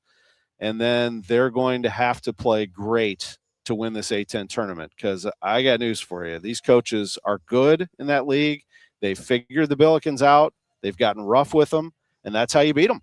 And nobody at this point has shown that they can take it to the next level. So you cross your fingers and go. I mean, Schertz said himself, his level of concern's at a 10 out of 10. So, it's on now. Now, they have time to prepare. It's only Monday. The game's not till Friday. So they have lots of time to prepare for either Fordham or GW to get themselves healthy and to get this thing back to where it should be. We will have that game here on KMOX. The start time, 10:15 for the pregame show, 10:30 a.m. for tip-off. The Billikens play Friday, their first game in the A-10 tournament. Now, Tom, you are in Florida right now, and it's I think one of the more, and we've talked a lot about it on Gas House Gang, the interesting, I guess, things to be decided when it comes to the team is the rotation. Because, well, I mean, who's going to be in. Matthew Liberatore's in. He'll probably be the opening day starter. Dustin May is going to be in the rotation. But there's a spot or two still kind of up for grabs, and they might end up going with a 6-man. Today, Liberatore will start in one ballpark. I think Richard Fitz is pitching in another. So that's a guy, Fitz, who could find his way into the rotation. As we sit here now, how are you feeling about it as we are about 3 weeks away from camp being over? I feel like this rotation is better than last year's. So that gives me hope that they could actually stay in some games that I don't know how they won 78 games last year, to be honest with you, with Miles Michaelis and Eric Fetty pitching like they were, and Andre Palante for that matter. Now, Palante pitched a lot better yesterday than we had seen. He is trending up, but it's spring training. But, He's got a better attitude. He said it himself, better attitude about how he's going about things. He's a veteran now. He's mixing in some cool little, trick pitch. He's got a knuckle curve that he uses. He's got about 7 pitches that he's using. He needs to get his velocity up, but not be overly concerned about it. He's recording some strikeouts. The bullpen looks pretty good, but the rest of the rotation outside of Palante looks pretty good. I mean, Liberatore, McGreevy, May. You mentioned Richard Fitz. Let's not forget Kyle Leahy just pitched 4 perfect innings. It's a nice rotation. Now, that's going to keep them in games, but it'll be up to the offense to deliver. And right now, outside of J.J. Weatherholt, Alec Burleson, Ivan Herrera, I'm looking around to see who is going to be the next one to step up and be a middle-of-the-order producer. And they're trying to find them. Yesterday, they started Nelson Velasquez in right field. He has some serious power if he can get on a run. We want to see that. You want to see perhaps, a guy named Nolan Gorman get himself going and get the at-bats that he needs. And we all have talked a million times about Jordan Walker and what he can do. But this outfield still is to be determined. I don't know that it's a lock that Victor Scott's their center fielder. Nathan Church is getting a look there. He's going to be part of the outfield mix one way or the other. Left field is still open. And, I think it's a good team if you're looking at, a club that can grow from a pitching standpoint. I still need to see this offense find itself. They're developing some guys, but you don't want to rush them along. There's some big timers down in the minors. Joshua Baez, Rangel Rodriguez, Leo Bernal. And on and on. There's some good ones, but you don't rush these guys up just yet. The veterans have got to take hold of this opportunity and go. But my expectation is I just want to see players improve this year. I'm not looking to throw a parade down Market Street. I just want to see a good product, and it feels like a fresh start in a lot of ways. And you talk to Chaim Bloom as you do every Sunday on Sports on a Sunday Morning, and you talked about Baez, who is not going to make the team out of camp. Very, very unlikely that happens. But as you said, there's a lot there to like with him. Yes, and he sort of pulled back a little bit on this. Let's throw Joshua Baez into the major leagues. I asked him if we all need to rein it in a little bit, and he did bring up Walker that time that they pushed him into the majors, and perhaps hindsight's 20/20, but a full season in AAA can do you really well, and it's quite possible you're going to see Joshua Baez, as Chaim Bloom put it, go about the journey that he needs to go about before he gets to the big leagues. We all like what we see. The guy has some serious power when he squares it up. He looks the part. I think that there's a lot to be excited about him, about Rodriguez, about some others. But right now, that's not, for me at least, and it sounds like for Bloom, it's not time to put Joshua Baez in the middle of this order. But that time will come. I'll tell you who is ready. J.J. Weatherholt. This guy looks like he's ready to go play in the All-Star game. He's the real deal. He's probably going to be your leadoff hitter. That's what I would do anyway. I could see that happening. He's a hitting machine. He can field the position. He's a big league player in the making, and that's exciting. Yeah, and he does. I know that we kind of throw this around a lot with players, and sometimes it's meaningless, but I don't think it is with him. He seems to, when you talk to him, get it. Like seems, he's pretty advanced in terms of maturity here. So I think that would serve him just fine if he comes up and they give him that leadoff spot. It doesn't typically happen with a rookie, and a lot of times teams don't want to throw them into that fire, but I don't have any issue with them doing that with him. They have some really good baseball people on this team. I just mentioned Victor Scott's one of those. He understands the game. He studies the game. He wants to be better. JJ has so many tools. He understands where he is in life and in baseball, and is wise also. I think that's part of the process here, is finding, by the way, both those guys went to West Virginia, got some college time. There's something to be said about being seasoned and not just grabbing a guy out of high school and starting to throw him into this whole thing. I mean, you got to be able to play the game, play it all the time, play it in high stakes situations, understand what it's like to get hurt, to come back from getting hurt. How do you stay on the field and not let that happen again? On and on it goes. I mean, this is a process here for the Cardinals that they are going to find the right people that fit what they're trying to do, and that they're going to move forward. It's not always about numbers. It is about what's between the ears a lot of times with these players and how they go about their day. And I'll tell you, what I said about Palante earlier, that's a real thing. I mean, Palante was known for, he said it himself, for worrying. He would sit there and be concerned about, why is my velocity not up? Or why did I have a bad game? Worry, worry, worry. He said yesterday, I want to be more like, take a page out of Miles Michaelis' book. Just like happy to be here and go about my business. And he's trying to step up and be a leader. I mean, he talked about having a pitchers meeting where he stood up and said, hey, you want to be a starter, then go out there and bet on yourself like I did. Remember, Palante was a reliever, and he went into the office and got the approval of Ollie and Dusty and said, I'm going to try this thing. I can be a starter. And now, he was able to achieve that. Now he's trying to go do that again. There's a lot of this opportunity here. That's great. But what are you going to do with it? And there's going to be a lot of honesty and accountability with all of these players and staff. They really want a lot of collaboration here, open, honest conversations between these young players, this staff. And I know that doesn't show up on the back of a baseball card, but it is a thing that they think can develop into a machine. But this is a game where you just have to execute. It's a long grind of a season. It can break you down mentally. And so you got to be strong there as well as have the physical skills to get it done. Well, Tom, we need you to lock in, buddy. You got a big day ahead of you. We're going to have a spring training report from you at 12 o'clock and then spring training baseball. So you go get them. All right. All right, man. I'll have that report for you at the top of the Gas House Gang, and then off we go. See you, buddy. All right, man.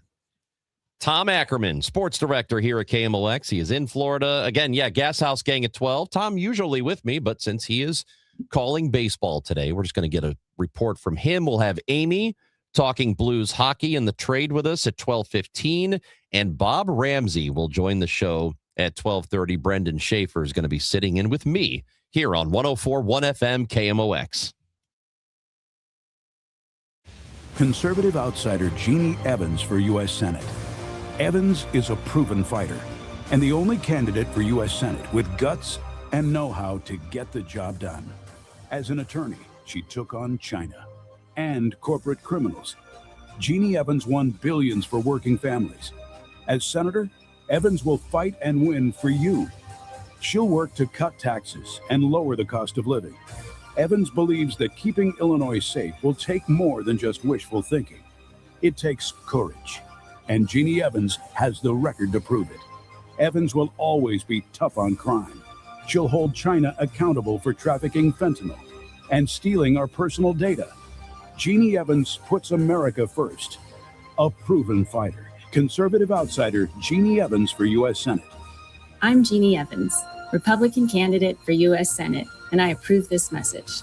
Paid for by Jeannie for Illinois. Are you struggling with hearing loss? Do friends and family complain that your TV is too loud? Are you tired of asking people to repeat themselves? If you want to hear clearly again, but don't want a bulky hearing aid that makes you look old, you need to try Adam X by Audion Hearing. The Adam X is a life-changing breakthrough, precisely designed by top audio engineers, fits comfortably in your ear, is nearly invisible, and lets you adjust your sound so you can hear conversations clearly, at home, at dinner, or on the go. And right now, you can try the Adam X risk-free for 45 days. Call Audion Hearing now at 800-295-HEAR. That's HEAR for a 45-day risk-free home trial with free shipping and money-back guarantee. The Adam X is lightweight, rechargeable, practically invisible, and cost 90% less than prescription hearing aids. Don't miss out. Call 800-295-HEAR for complete details. That's 800-295-4327. Hearing for everyone. Audien here. You know, here in St. Louis, word of mouth still matters, and I'm pretty careful about who I recommend, especially when it comes to something as personal as estate planning. I'm Tom Ackerman. My family has been working with the Lederman Law Firm for over 20 years now, and the reason is simple. They don't just create documents and send you on your way. They help make sure your plan works. Because let's be honest, life changes. Family needs and circumstances change. Laws change. But most estate plans don't change over time as needs, circumstances, and laws change. They're outdated, sitting in a drawer. People assume they're fine, and their plan will work when they need it to work. At the Lederman Law Firm, it's not a one-time transaction. It's an ongoing process. They build a plan to protect your family and your assets, and then for a fixed annual fee, they help keep it up to date as both your life and assets change. Check out the Lederman Law Firm at LedermanLaw.com or give them a call at 314-514-9100. The choice of a lawyer is an important decision and should not be based solely on advertisements.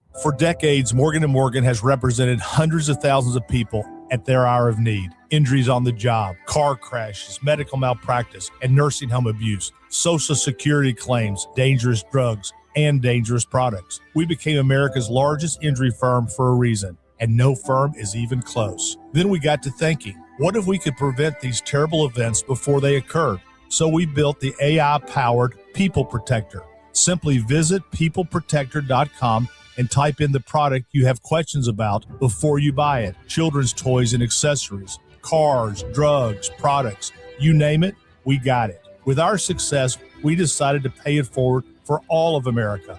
Our way of saying thank you for your trust all these years. Morgan & Morgan, protecting America. And if you've already been injured, just visit us at forthepeople.com. The choice of a lawyer is an important decision and should not be based solely upon advertisements. Past results afford no guarantee of future results. Every case is different and must be judged on its own merits. Chris Ronchi, Amy Marks Kors. The Chris and Amy Show on 104.1 FM, KMOX. Man, we got a lot happening in March, obviously, with the NCAA tournament starting in a couple of weeks. Selection Sunday is this Sunday. So we're going to find out, regardless of what happens with the A10 tournament and the Billikens. We'll find out if they get in. I mean, it's possible they still get in. I don't think their chances are dead, but I'm with Tom. I would not want to leave it to chance. You better win that tournament or at least get to the championship game so that you have a better shot at an at-large bid. So that's coming up. And in honor of the NCAA tournament, we are bringing to you this year's version of the Chris and Amy tournament. And we always have some sort of scandal. Yep. Controversy. And it's not even our fault. I mean, it's our fault. Pretty much our fault. Not intentional. There's always something that goes wrong. This year, we vow to not have anything go wrong in our Barch Madness tournament. Well, it's already gone wrong because it's a stupid name. Totally stupid, but I love it. I know. Mm-hmm. I know. It's the Barch Madness tournament. We are looking for the best bar in the St. Louis area that includes the Metro East Side, downtown. But not Wentzville, for crying Wentzville, out loud. I think you're out. You're too far. Too damn far.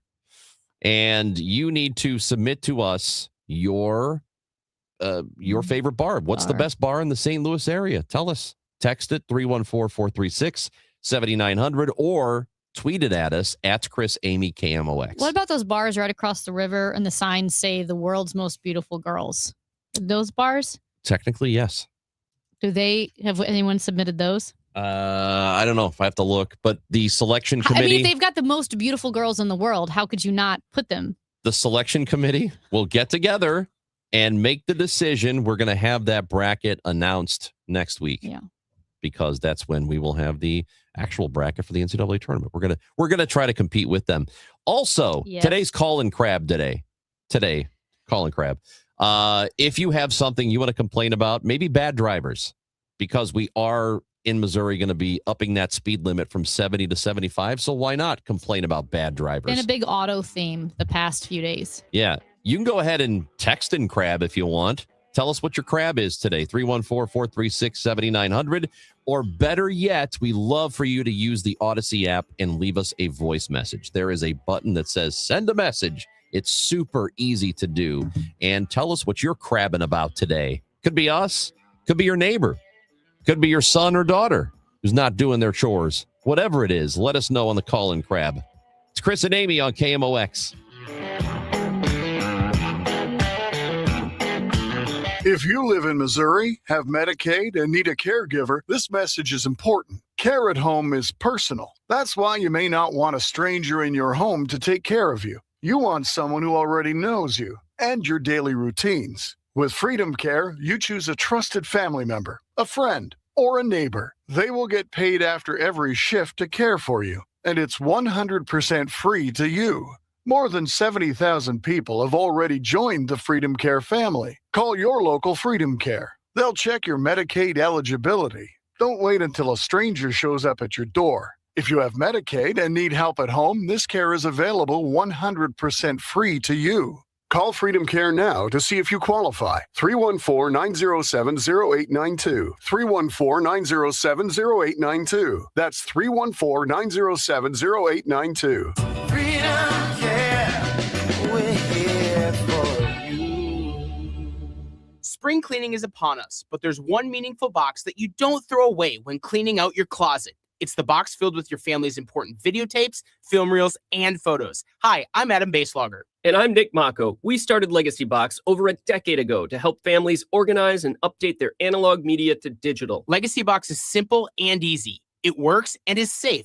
Over 1 million families have trusted Legacy Box. And Legacy Box has been featured in Good Housekeeping, The Today Show, and Rachel Ray. Legacy Box is like magic, converting your shoebox of memories to the cloud or thumb drive, ready to watch and share. Declutter your closet by digitizing your media. Become more organized and accomplished, knowing your family's recorded past is safe forever. Take advantage of our spring cleaning sale going on now. It's the easiest task to check off your to-do list. For a limited time, you can get started for just $9 a tape. Visit legacybox.com/radio to get our $9 sale. That's legacybox.com/radio to get our $9 offer. Legacybox.com/radio. A night of live rock you gotta see. Foghat and Nazareth. With special guest, The Babies. Saturday, May 2nd at the Family Arena. Foghat, Nazareth. Get tickets now at the Carroll House Furniture box office or Ticketmaster. Don't miss Nazareth and Foghat live. Sawyer Brown. Some girls don't like boys like me. Oh, but some girls do. And Lone Star. Every little thing that you do, baby, I'm amazed. Live this Saturday night at 7, the Family Arena. Get tickets now at the Carroll House Furniture box office located at the Family Arena or Ticketmaster. Don't miss Sawyer Brown and Lone Star together live. News, talk, cards. KMOX AM St. Louis. KMOX FM Hazelwood. Always live on the free Odyssey app.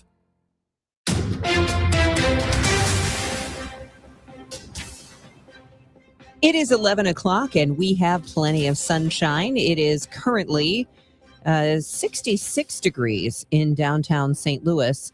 I'm Debbie Monterey, and our top story right now is oil prices because, well, they've hit new records, and the war in Iran is causing those prices to spike, having a major impact on American consumers. President Trump put out a Truth Social post saying high gas prices is something we should all get used to. The Secretary of Energy says in terms of these rising energy prices that he expects this could be weeks, not months. Now, important to note that Senate Minority Leader Chuck Schumer is also calling on the president to tap into the Strategic Petroleum Reserve to try to help lower prices in the interim. But that is something that both the secretary and the president haven't necessarily put on the table. Residents in the Metro East have found E. coli in their drinking water. The findings come after Cahokia Heights residents organized a community-wide testing of water from their kitchen taps. The Belleville News-Democrat reporting that the results of that testing contradict test results from Illinois American Water and the city of Cahokia Heights, which have not found E. coli in 15 years of testing.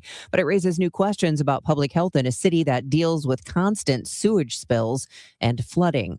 Justice Department attorneys say they've reached a settlement with an antitrust lawsuit against Ticketmaster and its parent company, Live Nation, but a trial may continue. The case alleged there was an illegal monopoly over live events. The settlement announced in Manhattan federal court today. The two sides face trial in New York over whether to dismantle the monopoly. The Justice Department says is squelching competition and driving up ticket prices for fans. Live Nation says artists and teams set the prices and decide how those tickets are sold. It's smart to get away from danger. We should do that if a bear's chasing us, but imagine if the bear lives with you. Michael Menard says that's a situation for 50 million American children currently being traumatized through abuse, neglect, household dysfunction, or community violence. He says that unresolved childhood trauma is the number one killer of Americans, 500,000 deaths a year. Those things change the brain chemistry of the child. It changes their hormonal system. It changes their immune system. And they end up getting their thermostat stuck. He says without intervention, their futures are already being written in cortisol and inflammation. From the KMOX business desk, several area billionaires apparently have differing views on the earnings tax. City residents April 7th will vote on whether to renew the city's 1% earnings tax. And the reason city voters need to renew it every 5 years is largely due to billionaire Rex Sinkfield, who pumped more than $11 million into the campaign for a statewide initiative requiring that vote. According to the Post-Dispatch, Enterprise Executive Chairman Andy Taylor recently cut a $100,000 check to the Yes on Prop E campaign, encouraging city residents to keep the earnings tax, which makes up about 1/3 of the city's general revenue. Taylor didn't comment on his donation or his stance on the 1% tax. A breezy, warm afternoon with plenty of sunshine. High close to the record of 80 from 1925. Partly cloudy and remaining mild tonight, those 61. Tomorrow, some sun, then increasing clouds, breezy, warm and more humid in the afternoon, high 84. The record is 86 set in 1955. Some severe thunderstorms are possible tomorrow night. From the Saliga Heating and Cooling Weather Desk, I'm AccuWeather meteorologist Joe Lundberg on 104.1 FM KMOX. Right now it's sunny and 66 degrees. The weather sponsored by the Sandberg Phoenix Law Firm. I'm Debbie Monterey, KMOX News. At Sandberg Phoenix, we're more than just a law firm. We're partners committed to you, your business, and your community. From family law to litigation, we're ready to serve. Visit SandbergPhoenix.com. The choice of a lawyer is an important decision and should not be based solely on advertising. The Chris and Amy Show on 104.1 FM KMOX and the free Odyssey app.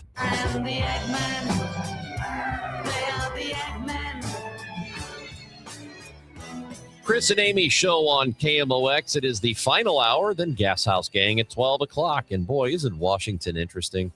It always is, and that's why we break it down every week with our guy, the White House correspondent for The Bulwark and co-author of the Morning Shots newsletter. It is Andrew Egger, who is also a St. Louisan, and he joins us now on KMOX. Good morning, Andrew. Hey, guys. Good morning. I hope it's as nice in St. Louis as it is in the D.C. area today.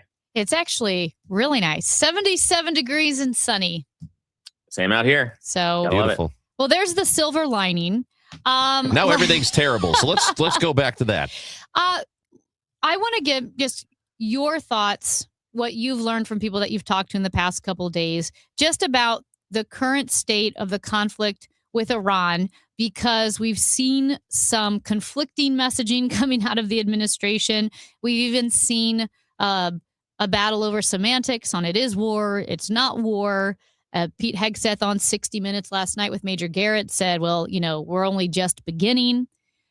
From what you've learned and who you've talked to, where do you see the state of things right now? And is there any more cohesiveness within the administration than there was last week?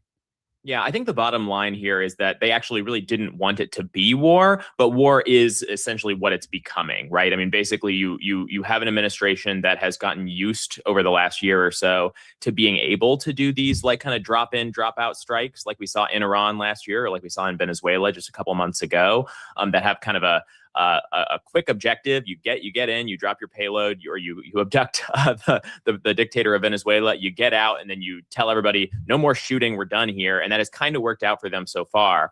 It's not working out in Iran, if it was ever even the plan in Iran. I mean, I think that the administration really believed that it could really decapitate the regime. It was going to be able to hit the Ayatollah and a lot of his top commanders all at once. And there are a couple different possible reasons for why that didn't go quite the way they wanted it to. The regime has proven more resilient, perhaps, than they originally thought. There's some reason to believe even that the strikes were too effective in another kind of weird, perverse way, where they meant to decapitate the regime and perhaps then petition some of the clerics that and top officials that they had identified as perhaps more pragmatic, perhaps more open to negotiation. But then the initial strikes actually killed a lot of those same guys too, as the president has said.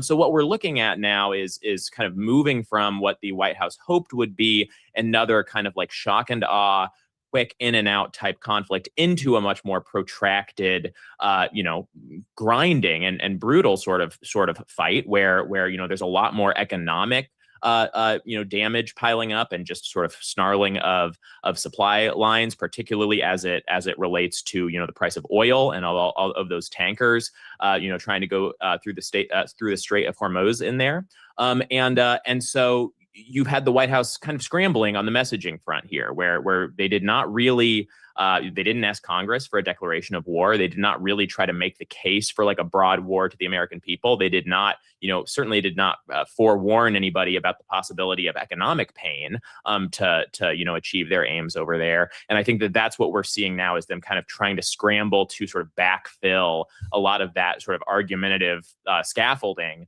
around this action that has no end in sight and is only so far growing. Yeah, and they ran on this. They ran on not starting wars or getting the United States out of wars, and said that, if Harris was president, she would start a war with Iran, and said the same thing about Biden.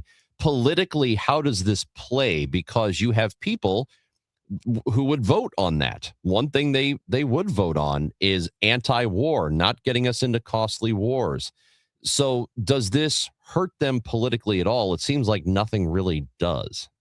Well, it kind of depends on what you mean by does this hurt them, right? Because if this were the same sort of strike as we had seen in the past, where it was quick in, quick out, it's not so clear that they would pay a real political penalty, although there was already some reason to believe that there was some fragmentation in the coalition that got Trump elected in 2024, particularly when it comes to, for instance, young men who are quite pacifistic. Obviously, if there were ever to be, not that this is likely, but if there were ever to be like a military draft, they would be the people who were directly affected by that. So there were a lot of young men who kind of swung to Trump, in part because of his pacifistic rhetoric during the 24 campaign, who already in polling as recently as a few months ago were saying, well, look, he's not focusing on the problems here at home. He's too focused on overseas stuff, that kind of thing. And that was only after, again, much smaller and more kind of guarded actions. And I think part of what we have seen from the White House here is that because those actions were like broadly successful on their own terms, right? I mean, they achieved what they set out to do in both of those earlier actions without, giant metastasizing conflicts, springing up on either of those. There's an argument to be made that they got a little high on their own supply. There's sort of a hubris that sets in. And obviously hubris is the big problem when it comes to U.S. foreign policy over the past, quarter century. That's been supposedly that was one of the lessons that this White House had learned coming out of Iraq and Afghanistan and the war on terror and all of these things, is like there are unintended consequences to getting too involved in shooting wars overseas. So a lot of the questions of political, consequences are going to come down to, stuff that we don't know yet. I mean, fog of war stuff about how long this conflict strings out, how much the actual economic damage and just military damage piles up on us and our allies. But I think that the key point here is that this is all coming in the context of a political environment for the White House where they were already very far down. They were already, losing largely in the off-year elections last year, and polling was looking very badly for them going into the midterms this November. So it's not really like you almost have to assess the political environment like a team that's already down 2 touchdowns, right? It's like maybe this does not get them further behind, but it's chewing up a lot of clock. It's chewing up a lot of real estate. It's giving a lot of people, a lot of new fears and anxieties, and it's not getting them any closer to kind of closing the gap with Democrats that they need to do before the midterms. So that's, I think, what I would say on the political side of things is that at best it's a wash for the White House, and a wash does not do very much for them right now. So we know when it comes to gas prices, presidents typically have very little control, I guess, unless you start a war. And we've seen the gas prices go up 50 cents in like a week, which is crazy. And that is the average. What about that politically? Because it seems to hurt other candidates.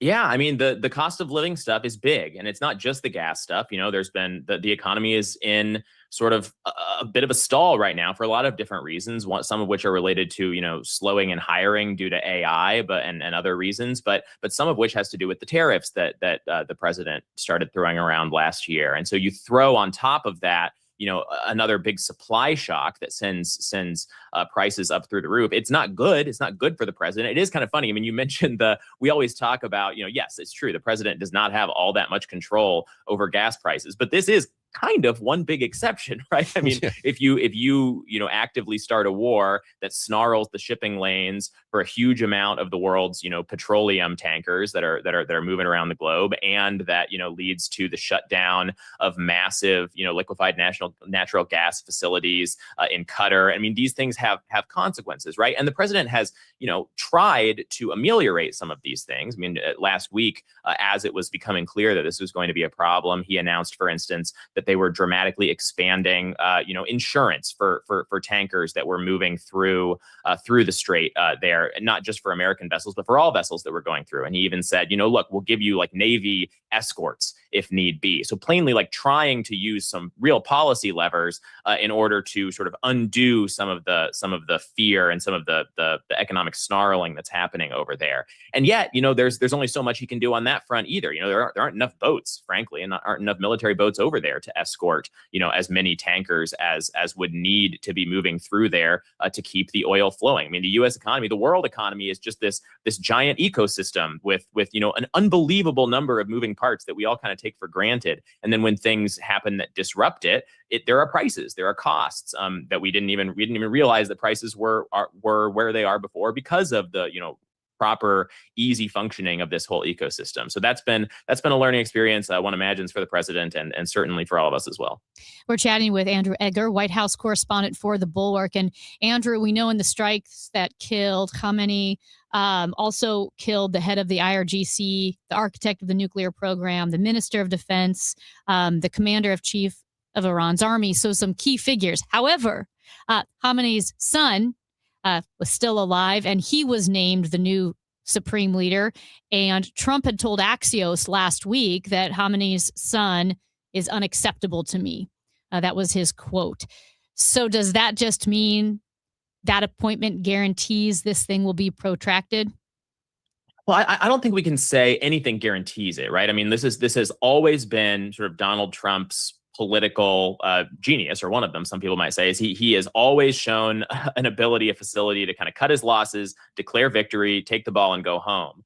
I don't know if that's a possibility here. I don't know. I mean, obviously, I don't know what the people around him are telling him in terms of classified assessments of, what the actual repercussions would be if we were to just leave now. But I think that, again, what I was saying earlier about the White House having assumed they would just be able to get their aims achieved much more quickly and freely. I mean, I think that there was a pretty strong belief, at least among some in the White House, that it was likely, if not guaranteed, that by this time, those strikes that had destabilized the regime would have already led to a sort of partial collapse or sort of a capitulation on the part of the remaining Iranian regime to various U.S. aims, somewhat like what we saw in Venezuela with Delcy Rodriguez after we sort of pulled Nicolas Maduro out of there, where she was like, look, keep me in power, keep this basic structure intact. And we'll have a much more productive working relationship going forward. And instead, what we have seen is, even in contrast with a year ago when we struck Iran's nuclear facilities, and they kind of just had to make their peace with that and figure out how to go forward with that. I mean, the ultimate aim of the Iranian regime is to preserve the Iranian regime, right? I mean, they have been oppressing their own people for far too long, committing far too much, outrageous acts against their own people to be at all pleased about the possibility of a future where they do not hold on to power there. And so they're going to keep trying to hold on to it. And, you can kill a number of them, but as long as others remain, that's what the White House is sort of discovering. They're not going to come to them hat in hand. And as far as Iran is concerned, they have said they think they can keep up this shooting war for months. And it is not at all clear that the United States has the political will. Certainly the American people do not seem like they don't feel like they signed up for a months long sort of shooting war against Iran, especially because there's been no war declaration. The administration has not gone to Congress to say that there should be one. And so that's kind of the situation where we find ourselves in, where the mullahs are totally battered. They have had the stuffing knocked out of them in a lot of respects. But they do have, some asymmetrical advantages like this on their side in terms of them thinking they can just kind of wait this thing out as well. So you've been covering the story, Anthropic and their dispute with the federal government. They have filed a lawsuit against the Trump administration. What happens now? Yeah, so this is the lawsuit that we expected them to file. This is after the Department of Defense not only kicked Anthropic out of their systems over a fight over red lines over whether their AI would be allowed to perform domestic surveillance or pilot autonomous weapons systems. Anthropic didn't want its AI used in those things, so the Department of War kicked them out. And then even more sort of disruptively, the Defense Department basically said, not only can you not work with us anymore, but you actually can't work with any of our contractors anymore. We are designating you what's called a supply chain risk. So Anthropic sued this morning, and basically what they're saying is we should not be designated a supply chain risk. No reasonable observer could think that we have done anything that would indicate that we are a national security risk if we work with defense contractors. And in fact, this was just sort of political retribution by the Defense Department against us for not doing what they wanted in terms of contracts. Obviously, they are correct on that front. I mean, I don't think any reasonable person believes that Pete Hegseth actually thinks that they are a supply chain risk. This was pretty obviously a punitive action taken in order to try to get Anthropic to drop these red lines. Now, you can argue maybe it shouldn't be up to the AI companies to decide, what the government can and can't do with their platforms. Maybe you can argue that it's a little scary that the government's using these platforms at all. There's a lot of different policy issues here. But as far as this specific lawsuit's concerned, it's just about Anthropic arguing that Pete Hegseth should not have been able to use this particular measure to punish them by labeling them a supply chain risk. Andrew Egger, we love talking to you. Thanks again. Thanks, guys. That is Andrew Egger, White House correspondent for The Bulwark, and he is the co-author of the Morning Shots newsletter, and he joins us every Monday on 104.1 FM KMOX. Amy, it's a good thing we're doing Barch Madness because you will never guess what one of the best bar cities in the country is. Chicago? According to John Taffer, well, yeah, but there's another one you might be interested in. Oh. We'll tell you what John Taffer says next on KMOX. You can feel the Clydesdales circling the field. Hear the stands come alive. Smell the hot dogs, the popcorn, and cold beer in the air. See the crowd rise as the first pitch hits the glove. And just like that, a new season begins. The countdown is on until opening day, and tickets start at just $49. Don't miss St. Louis's favorite holiday. Get your tickets at cardinals.com/opening day. This season, step up to the ultimate game day experience with Cardinals all-inclusive tickets. Enjoy a full buffet, complimentary bar, and unbeatable views inside Busch Stadium. It's great food with great company for every pitch, hit, and home run. Choose your experience in the Budweiser 703 Club, UMB Champions Club, Proficient Red Jacket Club, and more. See the game like a VIP with all-inclusive tickets. On sale now at cardinals.com/tickets. Guys, Kevin Wheeler here for Burn Balance Complex, which is the latest tool you can find at supplement superstores. It is top of the line. This is a complete metabolism system, not just a fat burner. So you get the metabolism boost, all-day focused energy with no jitters or crash. You get help with appetite control and cravings, and it'll reduce stress by lowering cortisol levels. It is a fantastic tool, especially for those who don't want prescriptions or injections. So get out to supplement superstores. Tell them Kevin Wheeler sent you, and they'll knock 30% off the Burn Balance Complex, and you can find your location at supplementsuperstores.com. For 100 years, KMOX has been a part of St. Louis. Now, those moments live on, preserved, remastered, and ready to be heard again. Discover KMOX from the Archives, a podcast featuring classic audio from a century of service. Sponsored by Overhead Door Company of St. Louis, the genuine, the original. The KMOX from the Archives podcast, available now at KMOX100.com or wherever you get your podcasts. This is the story of the one. As a procurement manager for a hospital system, she keeps every facility in her network stocked and ready. That's why she counts on Grainger to be her single source for thousands of products, from disinfectants to lighting, air filters, and more. And with fast, dependable delivery, Grainger helps her keep every facility stocked, safe, and running smoothly. Call 1-800-GRAINGER, click Grainger.com, or just stop by. Grainger, for the ones who get it done. Straight Talk Wireless presents Pickup Truck Wisdom. Trust is earned. That's why I've stuck with Straight Talk. Same price since 2009 on Verizon's 5G network. Cause shoot, anyone can make a promise. Keeping it for years, that means something. Now plans starting at $25 a month with 4 lines. Find us at straighttalk.com and Walmart. Straight Talk Wireless. Straightforward. Always. Same price claim applies only to the base monthly price of our $45 plan from October 2009 to present. Hey guys, Glover here with my friend Stewie from Stewart's American Mortgage Corporation. Stewie, I think this is going to be a strange season for real estate. Just kind of feel it in my gut. What can people do apropos of their mortgage to put themselves in a better position to get that house? You know, and Dave, that's a great question. There's a bidding wars that are going to happen this spring. You want to get the house. This is how you're going to make things better. Number one, we give you the power of the pre-approval letter. That means you can go into our portal and generate the letter and edit it for any amount you want up to the amount you're approved without chasing the loan officer. Number two, the bagel loan, no closing costs, no title fees, no lender fees, no appraisal fees. It's a bagel. Bagel looks like a zero, easy to remember. Add that money you would normally pay onto your bid and beat the other offers out. And you know what? The third thing is we can close fast. 10 days. They're going to look away at the other offers because most lenders take as much as 30 days to get done. You can call or text Stewie at his personal cell phone, 314-324-4440, or you can Google the bagel loan in MLS 226715. If you owe the IRS, you have a legal issue, and you need the Lance Drury Law Firm. We'll protect your rights. Log on at lancedrurylaw.com. 100 years of service and still at your service. KMOX. Need your submissions for the best bar in St. Louis, and just give us one. You can text us at 314-436-7900, or you can tweet it at us at Chris Amy KMOX, and you should be tweeting. We're also on Instagram at Chris Amy KMOX. You'll find us there. And we're doing our Barch Madness tournament, and the field will be announced next week. It's a big, big week, because we will have Selection Sunday for basketball and then Selection Monday for us here on KMOX. All right.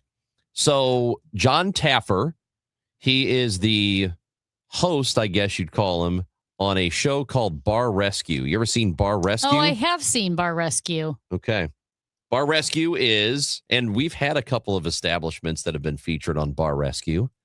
I believe there's one this season. And by the way, I was asked last year if I want to be one of the secret shoppers. Like they do a test run, and then you go into the bar and then you order and test out the staff before John Taffer comes in and he starts throwing his weight around, and he gets after the managers and the bosses and all that. But I never got the phone call. Really? Yeah. That's a disappointment. Yeah, I'm a little mad. I was going to say, I haven't seen Bar and Rescue. I was thinking of Restaurant Impossible with that British Marine-looking guy. I met that guy once. Forgot his name. Really? Anyway, Bar Rescue. Yeah. So they go in and bars are failing, having trouble, and he comes in and he fixes the place up, and then he goes on his way, and the bars always go on to prosperity after. Mm-hmm.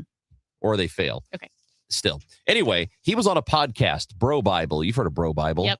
He was on a Bro Bible podcast recently and was asked what are the top 5 bar cities in the country, according to him. His first answer was New York. And then he said, St. Louis is a great bar town. Nice. I think it's because of the Anheuser-Busch roots and same-day beer. You familiar with same-day beer? Yeah. Right, so I think St. Louis is a great, great bar town. So how about that? He also mentions Atlanta, Chicago, and Milwaukee. as great bar Milwaukee. cities in the country. But that's some good respect from John Taffer. We should Yeah. be proud of that. It's one of the few things we have, I think. Not in a bad way. I'm not poo-pooing St. Louis. I'm just saying we don't have a beach. We don't have mountains. But we have bars. We do. We talk about our community being great, which is why, as we mentioned earlier in the show, all these pro athletes come to St. Louis. They're not from St. Louis. They come to St. Louis, and so many of them stay here For the bars. even if their significant others aren't from here. We had a texter that brought up Keith Kachuk. His wife's not from here. That's Keith right. Kachuk isn't from here, and yet they stayed in St. Louis. That's right. They are here in St. Louis. And again, for the bars. It's probably the bars But you know what? It is or the zoo, which is free. There should be a bar in the zoo. Actually, I think there is. I think there is. Can you have a frosty beverage at the zoo? I don't know. Yep. That would be Frank weird Ladd if- says you can. Yeah, beer at the zoo. Yeah. Beer at the zoo. Like Boo at the Zoo, which I think is fun. But yeah, I mean, I like we get some national recognition, even if it's for and there's it's a really cool, I think, and he brought up Anheuser-Busch, and I think it is cool that you've got the biggest brewery in the world is right here in our city, and in the footsteps, the doorstep footstep of the brewery, you got all these cool little bars, like a neighborhood with them, Yep. I think we had a We have pretty lot cool of good- scene here. Yes, we do. Oh my goodness. What? STL Fly Guy on YouTube. Brew at the zoo. Do they have brew at the zoo? I didn't know anything about that. I don't know if it's a thing or if he just made it up, but it's good. Well, if he no, did make it up, then And good there's for him. so many great little neighborhood bars. And I do think that ties into the strong community that we have. Totally agree. We And so appreciate many you. people are from here and have been here so long that the bars are very, very established. That's Their right. vibe is established. Think of Obie Clark's. Obie Clark's big hockey bar. Mhm. Stanley Cup was there, Hey, when we come back, we're going to help you identify the narcissist in your life. Maybe it's you. It's possible. Dr. Valerie Sussman is a certified narcissistic abuse specialist and author of Decoding Narcissism, a survivor's guide from A to Z. We're going to talk to Dr. Sussman about that in just a moment on KMOX. But right now, new FanDuel customers can get up to $300 back in bonus bets every day for 10 days if your bet loses. This is how it works. You place a tournament bet using the token, and if it doesn't win, you're going to get up to $300 back in bonus bets every single day for 10 straight days. That's 10 chances to play all tourney long, from game props and money lines to spreads, totals, futures, and more. You can even mix things up with same-game parlays for a shot at a bigger payout. However you want to fill your bracket, FanDuel makes it easy to stay in the action day after day. Go to FanDuel.com/Missouri. That's FanDuel.com/Missouri and sign up today. FanDuel, it's time to dance. Must be 21 or over and present in Missouri. Must apply select token each day. Bonus bets non-withdrawable and expire 7 days after receipt. Tokens are received in increments of 1 per day. Restrictions apply. See terms at sportsbook.fanduel.com. Gambling problem? Call 1-800-GAMBLER. Do you owe back taxes or have unfiled tax returns? The IRS won't quit until they get your money. Here's great news, fresh from those in the know. Major changes have happened at the IRS. If you owe more than $10,000, you may be eligible for a 99% reduction of what you owe. Haven't filed a return for a while? Their happy clients are talking. The IRS was going to levy my bank account, but Guardian was able to prevent that and fix all my IRS issues. Thanks again, Guardian Tax. Need relief from crushing tax debt? The IRS now has special programs. Guardian Tax knows all about them. Personal or business, this is the fresh new brick you've been hoping for. We aren't the company you call when you need a hug because you're scared of the IRS. Guardian Tax is the company that wins when you need it most. Guardian Tax Service is really great to work with. They really help me out. I'd recommend them highly. Call now for a free confidential consultation. 800-499-6623. 800-499-6623. 800-499-6623. Now, KMOX weather from the Saliga Heating and Cooling Weather Desk. 64 degrees, beautiful today, warm with a temperature approaching 80, which would be the record set 100 years ago. A high around 77 tonight, clear to partly cloudy, a low of 59. Weather sponsored by the Woodlands of Arnold Senior Living. The Woodlands of Arnold campus offers skilled rehab, a beautiful assisted living community, and a secure memory care to keep your loved ones safe. Check us out at rspseniorliving.com. That's rspseniorliving.com. Spring training is here, and Cardinals baseball is heating up in Jupiter as young talent and big expectations take the field. The Gas House Gang is talking Cardinals all day long. Tom Ackerman, Chris Ranji, Bernie Nicholas. Smart takes, insightful analysis, real Redbird conversation, plus live reports from Camp Cardinals with Matt Pauley and Mike Claiborne. If it matters to Cards fans, it's on the Gas House Gang. Weekdays at noon on KMOX. Okay, I have to tell you, I was just looking on eBay where I go for all kinds of things I love, and there it was. That hologram trading card. One of the rarest. The last one I needed for my set. Shiny like the designer handbag of my dreams. One of a kind. eBay had it, and now everyone's asking, ooh, where'd you get your windshield wipers? eBay has all the parts that fit my car. No more annoying. Just beautiful. Millions of finds, each with a story. eBay. Things people love. You know that Big Bargain detergent jug is 80% water, right? It doesn't clean as well. 80% water? I thought I was getting a better deal because it's so big. If you want a better clean, Tide Pods are only 12% water. The rest is pure, concentrated cleaning ingredients. Oh, let me make an announcement. Attention shoppers, if you want a real deal, try Tide Pods.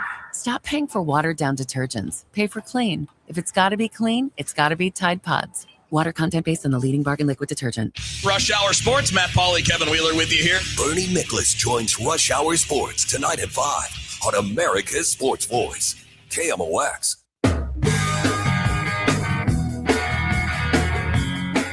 Amy Marks, Kors, and Chris Ranji on KMOX. Gas House Gang coming up at 12. And now we go to the guest line as we bring in a certified narcissistic abuse specialist and author of the book Love, Lies, and Narcissists in Disguise. We have with us Dr. Valerie Sussman as we try to help you identify the narcissist in your life and what to do about it. Dr. Sussman, good to talk to you. How are you? I'm great. Thank you. I'm in San Diego. You guys are having warmer weather than we are today. Well, what is it there? I don't know. It's probably in the 60s. Oh, yeah, man. We're going to get up to close to 80. So, yeah, what is it? I think all of us kind of feel like we know narcissists, and anytime we don't like somebody or we think they're a jerk, well, that person must be a narcissist. But how do you really identify it truly? Yeah, it's a great question. And you're right. I mean, the term it's overused, and I think it's also underused. And the reason I say that is, yeah, we do sometimes accuse people of being a narcissist or gaslighting us or whatever, the term of the day is. But the flip side is what we call the covert narcissists. And these are the narcissists that sort of fly under the radar, the wolves in sheep's clothing, if you will. They're not the attention hoggers, the braggarts, the celebrities that we all label as narcissists. Or as you say, the jerks. They're the seemingly nice guys, good gals, but when you get to know them and over time, it becomes clear that they're lacking in empathy and maybe they're entitled. They sort of seem to use people. Sometimes they're even the perennial victim. In other words, like what they call a vulnerable narcissist. And so these are the ones where, like I said, they are sort of the snakes in the grass and the ones that can take some time. And you really need to look at patterns of behavior. And those show up over time. They're the ones that leave us kind of feeling confused because everybody, if you're in a relationship, for instance, everybody else thinks they're really great. And you're the one that, goes home with them and they're sort of undermining you, sabotaging you, getting little passive aggressive digs in that kind of thing, which may or may not mean they're a narcissist. They may just, have other issues or whatnot. But I think when it comes to narcissism, it's really about looking at patterns of behavior as opposed to necessarily labeling someone as a narcissist. And I'm a physician, so it's kind of ironic that I'm saying we don't need to diagnose somebody because I'm all about diagnosing. But I do think it's not as much about labeling someone as a narcissist as noticing patterns of behavior that lead us to think, okay, is this person narcissistic? And we all have some degree of narcissism. It's a spectrum. And so I think that's really important to recognize as well. I'm very familiar with a situation like this, someone whose spouse is a narcissist, and but like a real one. And I saw that you talk about when charm turns to harm, and this person was very, very charming.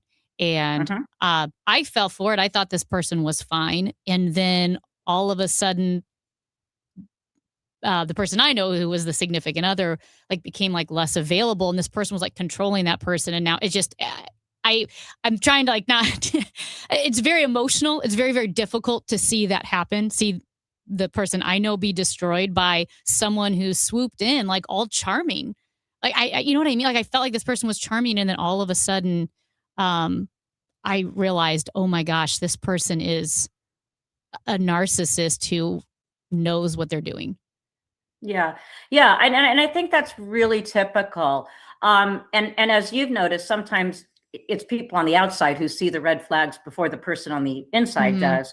But what you're describing is so textbook. The controlling behaviors, the isolating, is a real red flag. And as you mentioned, it's your friend or your family member, whomever it is, becomes less available, and it can be subtle. The sabotage can be subtle. It can be, creating drama before a big event or a party, or suddenly you're about to go out with friends, and I don't know if you saw, there was a great documentary, very tragic, about Gabby Petito.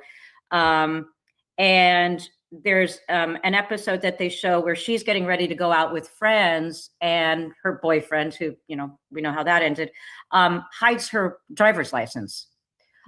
So she's unable to go out with her friends. And, that's an extreme form of sabotage and isolation. But what you're noticing is really, is very typical. We are talking with Dr. Valerie Sussman here, a narcissistic abuse specialist, with us on KMOX. My assumption would be that most people who are this don't know it because they wouldn't think to go to therapy to get diagnosed, right? Yep. And you nailed it. And so two things I want to comment on that. In the introduction, you mentioned, those of us who ask ourselves, am I the narcissist? And my, quick answer to that is, the person asking, am I a narcissist, essentially is not going to be the narcissist, because narcissists do not self-reflect. They're great at blaming and what we call blame shifting. And so nothing is ever their fault. They lack accountability. They lack the ability or desire to self-reflect. And so, technically, to be, quote, diagnosed with narcissistic personality disorder, NPD, one would have to go to a professional, and they would have to meet the DSM-4, I think it's DSM-4 now, I forget, criteria, which is sort of like the diagnostic manual for psychiatric and psychological mental health diseases, illnesses. And very, very, very few narcissists ever go to therapy because they don't think they're the one with the problem. And so if they end up in therapy, it's because somebody else has dragged them, maybe for couples counseling, and they sort of get diagnosed or labeled through the back door. But most narcissists are never formally diagnosed or actually labeled as being narcissists for exactly the reason you stated. If you are an outsider like I was, and you see that this person is a narcissist, and you're seeing this person isolate, their significant other, control the significant other, what steps can you take to try to intervene? Because I know that sometimes it cannot go well. And sometimes that significant other is so in the grips of the narcissist that it feels hopeless. It's so true. And, the person who's in those grips is essentially almost brainwashed. And I speak as a survivor myself. we don't see it, and it's really hard to see the signs. And you're right, if you point it out, that's probably not going to go well, and you may lose a friendship or whatnot. But I think the way I like to think about it is again looking at patterns, and it may be that the victim doesn't see the patterns of behavior in the person, and it may be a matter of getting in touch with the way they feel, you know. And but like anything, if somebody's not ready to hear it or see it, they're just not. And so you know, you can point out, look, I miss you. I feel like we don't see each other as often as we used to, and trying to build them up, because narcissists are notorious for breaking people down, which is one of the reasons it is so hard to leave these kinds of relationships. But it's really, you know, it may be just a matter of pointing out objective observations. You know, I notice you don't go out with us anymore. I notice you're not speaking up like you used to. I notice you're not doing the activities that you used to do. But, you know, and unless it's like any sort of addiction, really, unless and until the person is ready to recognize it and see it, or it gets bad enough, there's not a lot. I don't know if either of you saw the show Bad Sisters. It's a great show. But it's very classic in that the one sister is in the throes of a narcissist, a very malignant narcissist. And she's just not, for a long time, she's not ready or able or willing to see it, even though everybody else sees it. Mm-hmm. Is there a personality type or an emotional state that tends to be more susceptible to narcissist abuse? Oh, God, that's a hard question, because there's no easy answer. Mm-hmm. I would say yes and no. I mean, anybody can get lured in by a narcissist because they are very appealing and charming and charismatic oftentimes. As far as the ones who tend to stay, I would say these tend to be people who are very forgiving, very empathetic, really the opposite of narcissists, very forgiving, very understanding, give people the benefit of the doubt, very empathetic. They may put others before themselves. Those types of traits that narcissists feed on, frankly, and, you know, and they're wonderful, wonderful traits. But if we're prone to self-doubt, if we're prone to, you know, say, believing in others before we believe in ourselves, or trusting, maybe being too trusting, you know, there is such a thing. You know, like I said, giving people the benefit of the doubt, being, you know, overly empathetic and understanding. Oh, she or he just, and I say she first because usually we think of he, and that's more often the case, but narcissists can be female.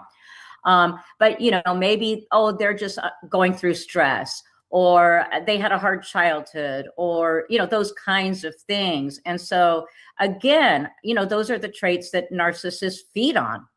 And so, you know, we don't want to get rid of our empathy or our willingness to forgive and give people the benefit of the doubt. But, you know, we need to learn to listen to ourselves first, trust our gut, trust our instincts, and those sorts of things. So what do you suggest to people who think they might be dealing with one of these people, and how they can go about identifying it, and then what to do about it? You know, I think the first step is always education, because like anything, you know, you need to know what you're up against and what you're dealing with. And unless you have some knowledge, it just becomes very, very, very confusing. And in my own life, I was married for 20 years to a man who's quite narcissistic, but he's a nice narcissist, right? At least, you know, to others.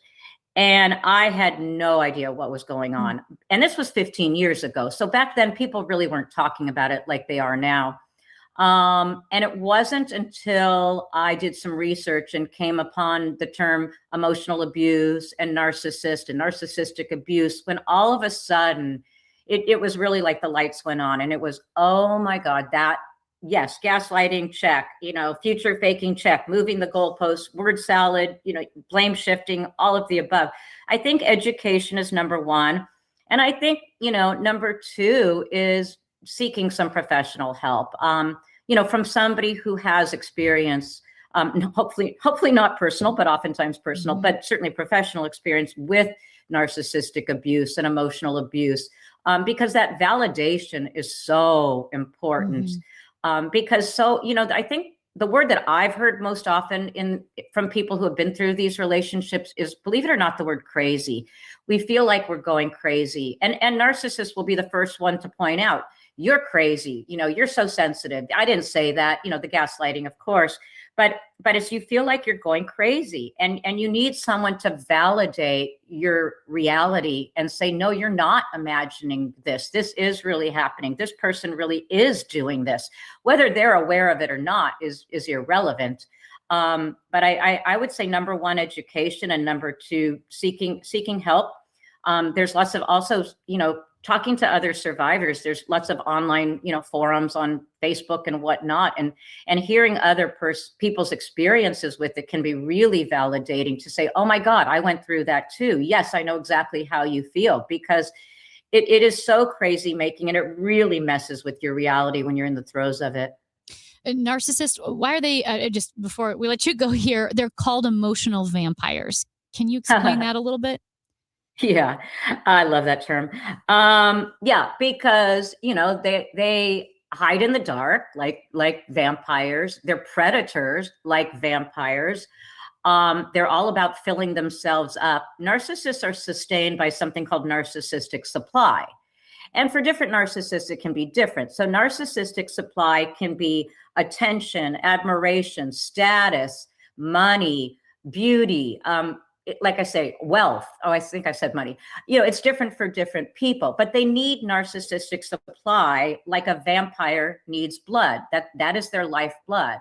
And the way they get narcissistic supply is like a vampire. They drain it from others.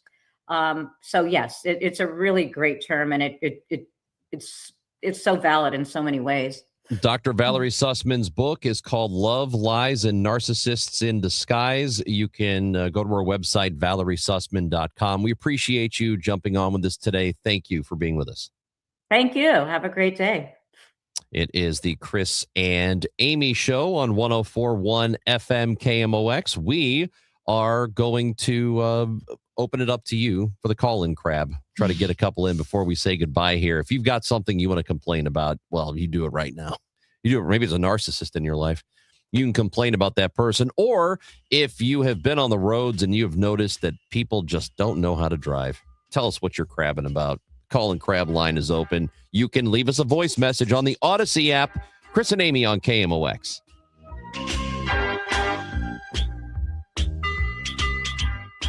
If you owe back taxes, listen carefully to rule number 1. Never go up against the IRS alone. They're cracking down, freezing bank accounts, garnishing paychecks, canceling passports. Even your home or business could be at risk. But here's what they don't tell you. The IRS has powerful tax relief programs that could save you thousands if you qualify. That's why smart people call Optima Tax Relief, America's #1 tax resolution firm. Nobody knows these programs like the experts at Optima. Their team of tax attorneys and licensed professionals have resolved over $2 billion in tax debt for people just like you. The IRS is not stopping, so don't wait, and don't take them on alone. For tax help you need, for tax help you can trust, call Optima today for a free consultation. Call 800-348-0269. 800-348-0269. 800-348-0269. Optima Tax Relief. Some restrictions apply. For complete details, please visit OptimaTaxRelief.com. Every spring brings promises, and every spring delivers surprises. This year, the Cardinals are writing a new story, and there will be plenty of surprises. Matt Pauley is in Jupiter with inside access to Camp Cardinals. Presented by St. Louis Composting. Composting, growing gardens and making memories. And Happy Roof. We always create happy endings. From breakout performances to roster revelations, get reports throughout the day on the voice of the Cardinals.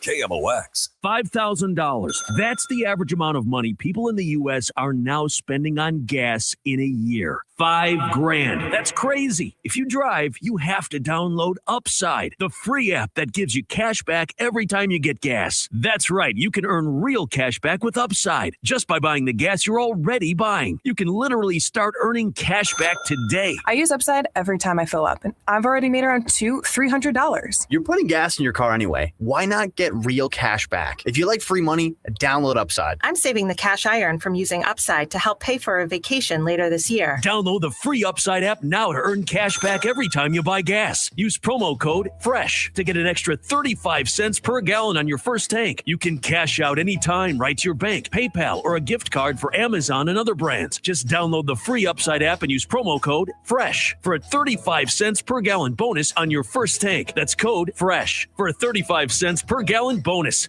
Baseball is all about stepping up to the plate when it matters most. And when you've been injured, you need a heavy hitter in your corner. Morgan & Morgan, America's largest injury law firm, proud sponsor of the St. Louis Cardinals. Injured? Visit forthepeople.com for an office near you. If you live in Missouri, have Medicaid, and need a caregiver, this message is important. Care at home is personal. That's why you may not want a stranger in your home to take care of you. You want someone who already knows you and your daily routines. With Freedom Care, you choose a trusted family member, a friend, or a neighbor. They will get paid after every shift to care for you, and it's 100% free to you. More than 70,000 people have already joined the Freedom Care family. Call your local Freedom Care. They'll check your Medicaid eligibility. Don't wait until a stranger shows up at your door. If you have Medicaid and need help at home, this care is available 100% free to you. Call Freedom Care now to see if you qualify. 314-907-0892. 314-907-0892. That's 314-907-0892. Freedom Care, we're here for you.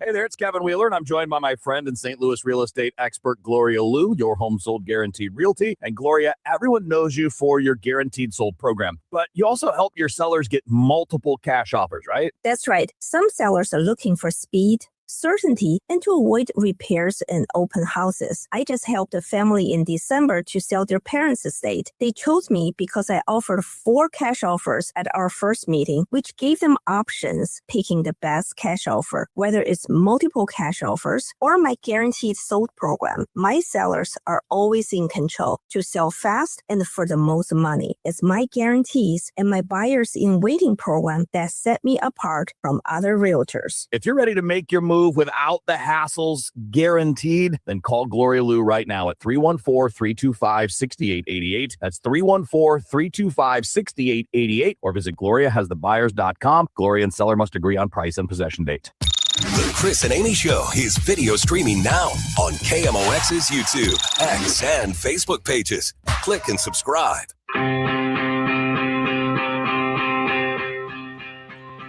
This is the time to get your crabs in. Call and crab, text and crab, voice message and crab on the Odyssey app. You are welcome to do that. Got a couple of text messages here, Amy. And here's one from Harambe. I was worried about him. Hadn't heard from him in a few days.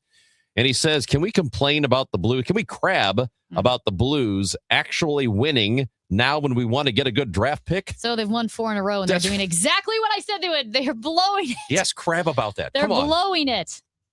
Don't do that. Yes. We're going to talk to Amy at 12:15. A little more Blues talk during the Gas House game coming up, so don't worry about that. We also have a 314 says, I can't call today, which is a bummer because it's the call and crab. I can't call today, but the worst is when you call somebody, have to leave a voice message and request a return call, and they don't call you back. It's the worst. I've had it happen to me about 20 times in the last week, and I'm done. And what about when they say in their outgoing message, oh, leave me your name and number, and I'll call you back? Well, you lied. Yeah. No, they did. And I actually had to leave a voice message last week. And you might be a narcissist. And they said, I will call you back. No, never even tried. I mentioned John Taffer, who says that St. Louis is one of the best bar cities in the country, called it top 5. In fact, he named New York, and the next place he mentioned was St. Louis. And this texter wants to crab about John Taffer, who says the guy you're talking about on Bar Rescue is a real a-hole. We've watched about 3 or 4 of those episodes, and he comes in like he's Mr. Bigwig. He helps somebody, kind of embarrasses people as he goes along. He's just a real jerk. I believe it. He is. A lot of those guys are jerks. That's what he does. So it was supposed to, I think, kind of piggyback off the whole Gordon Ramsay kitchen nightmares thing where Gordon goes into a restaurant and just berates people. And he was supposed to do that, I think. Yeah. And you know what? Along that same line, that's something I want to crab about. People who say, I'm just being honest, when really they're just being mean. Have you noticed how many mean people make rude comments? Yeah. But couch it as if they're just being honest? No, you're not being honest. You're being mean. That's right. Here's a crab. An increase to the speed limit won't make a difference if we continue to allow slow drivers in the far left lane. The laws for impeding the flow of traffic need to be enforced upon those people who refuse to change lanes. And speaking of car-related crabs, here's one from somebody who says, I'm tired of all the people apparently moving here from Texas. Really, I'm just tired of all the fake plates and uninsured, unregistered motorists. Some of us are grown-ups and do the right thing. COVID is over. Get your car legal. Yes. Amen. There you go.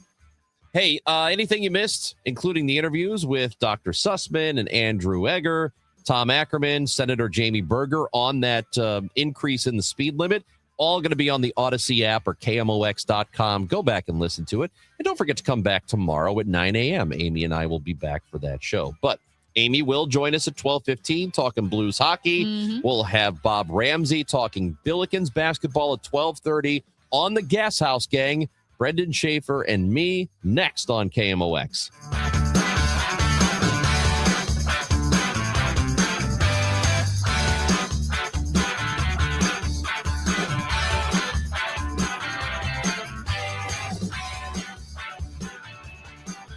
They're gonna poop it up, you know? Time now for today's Spotlight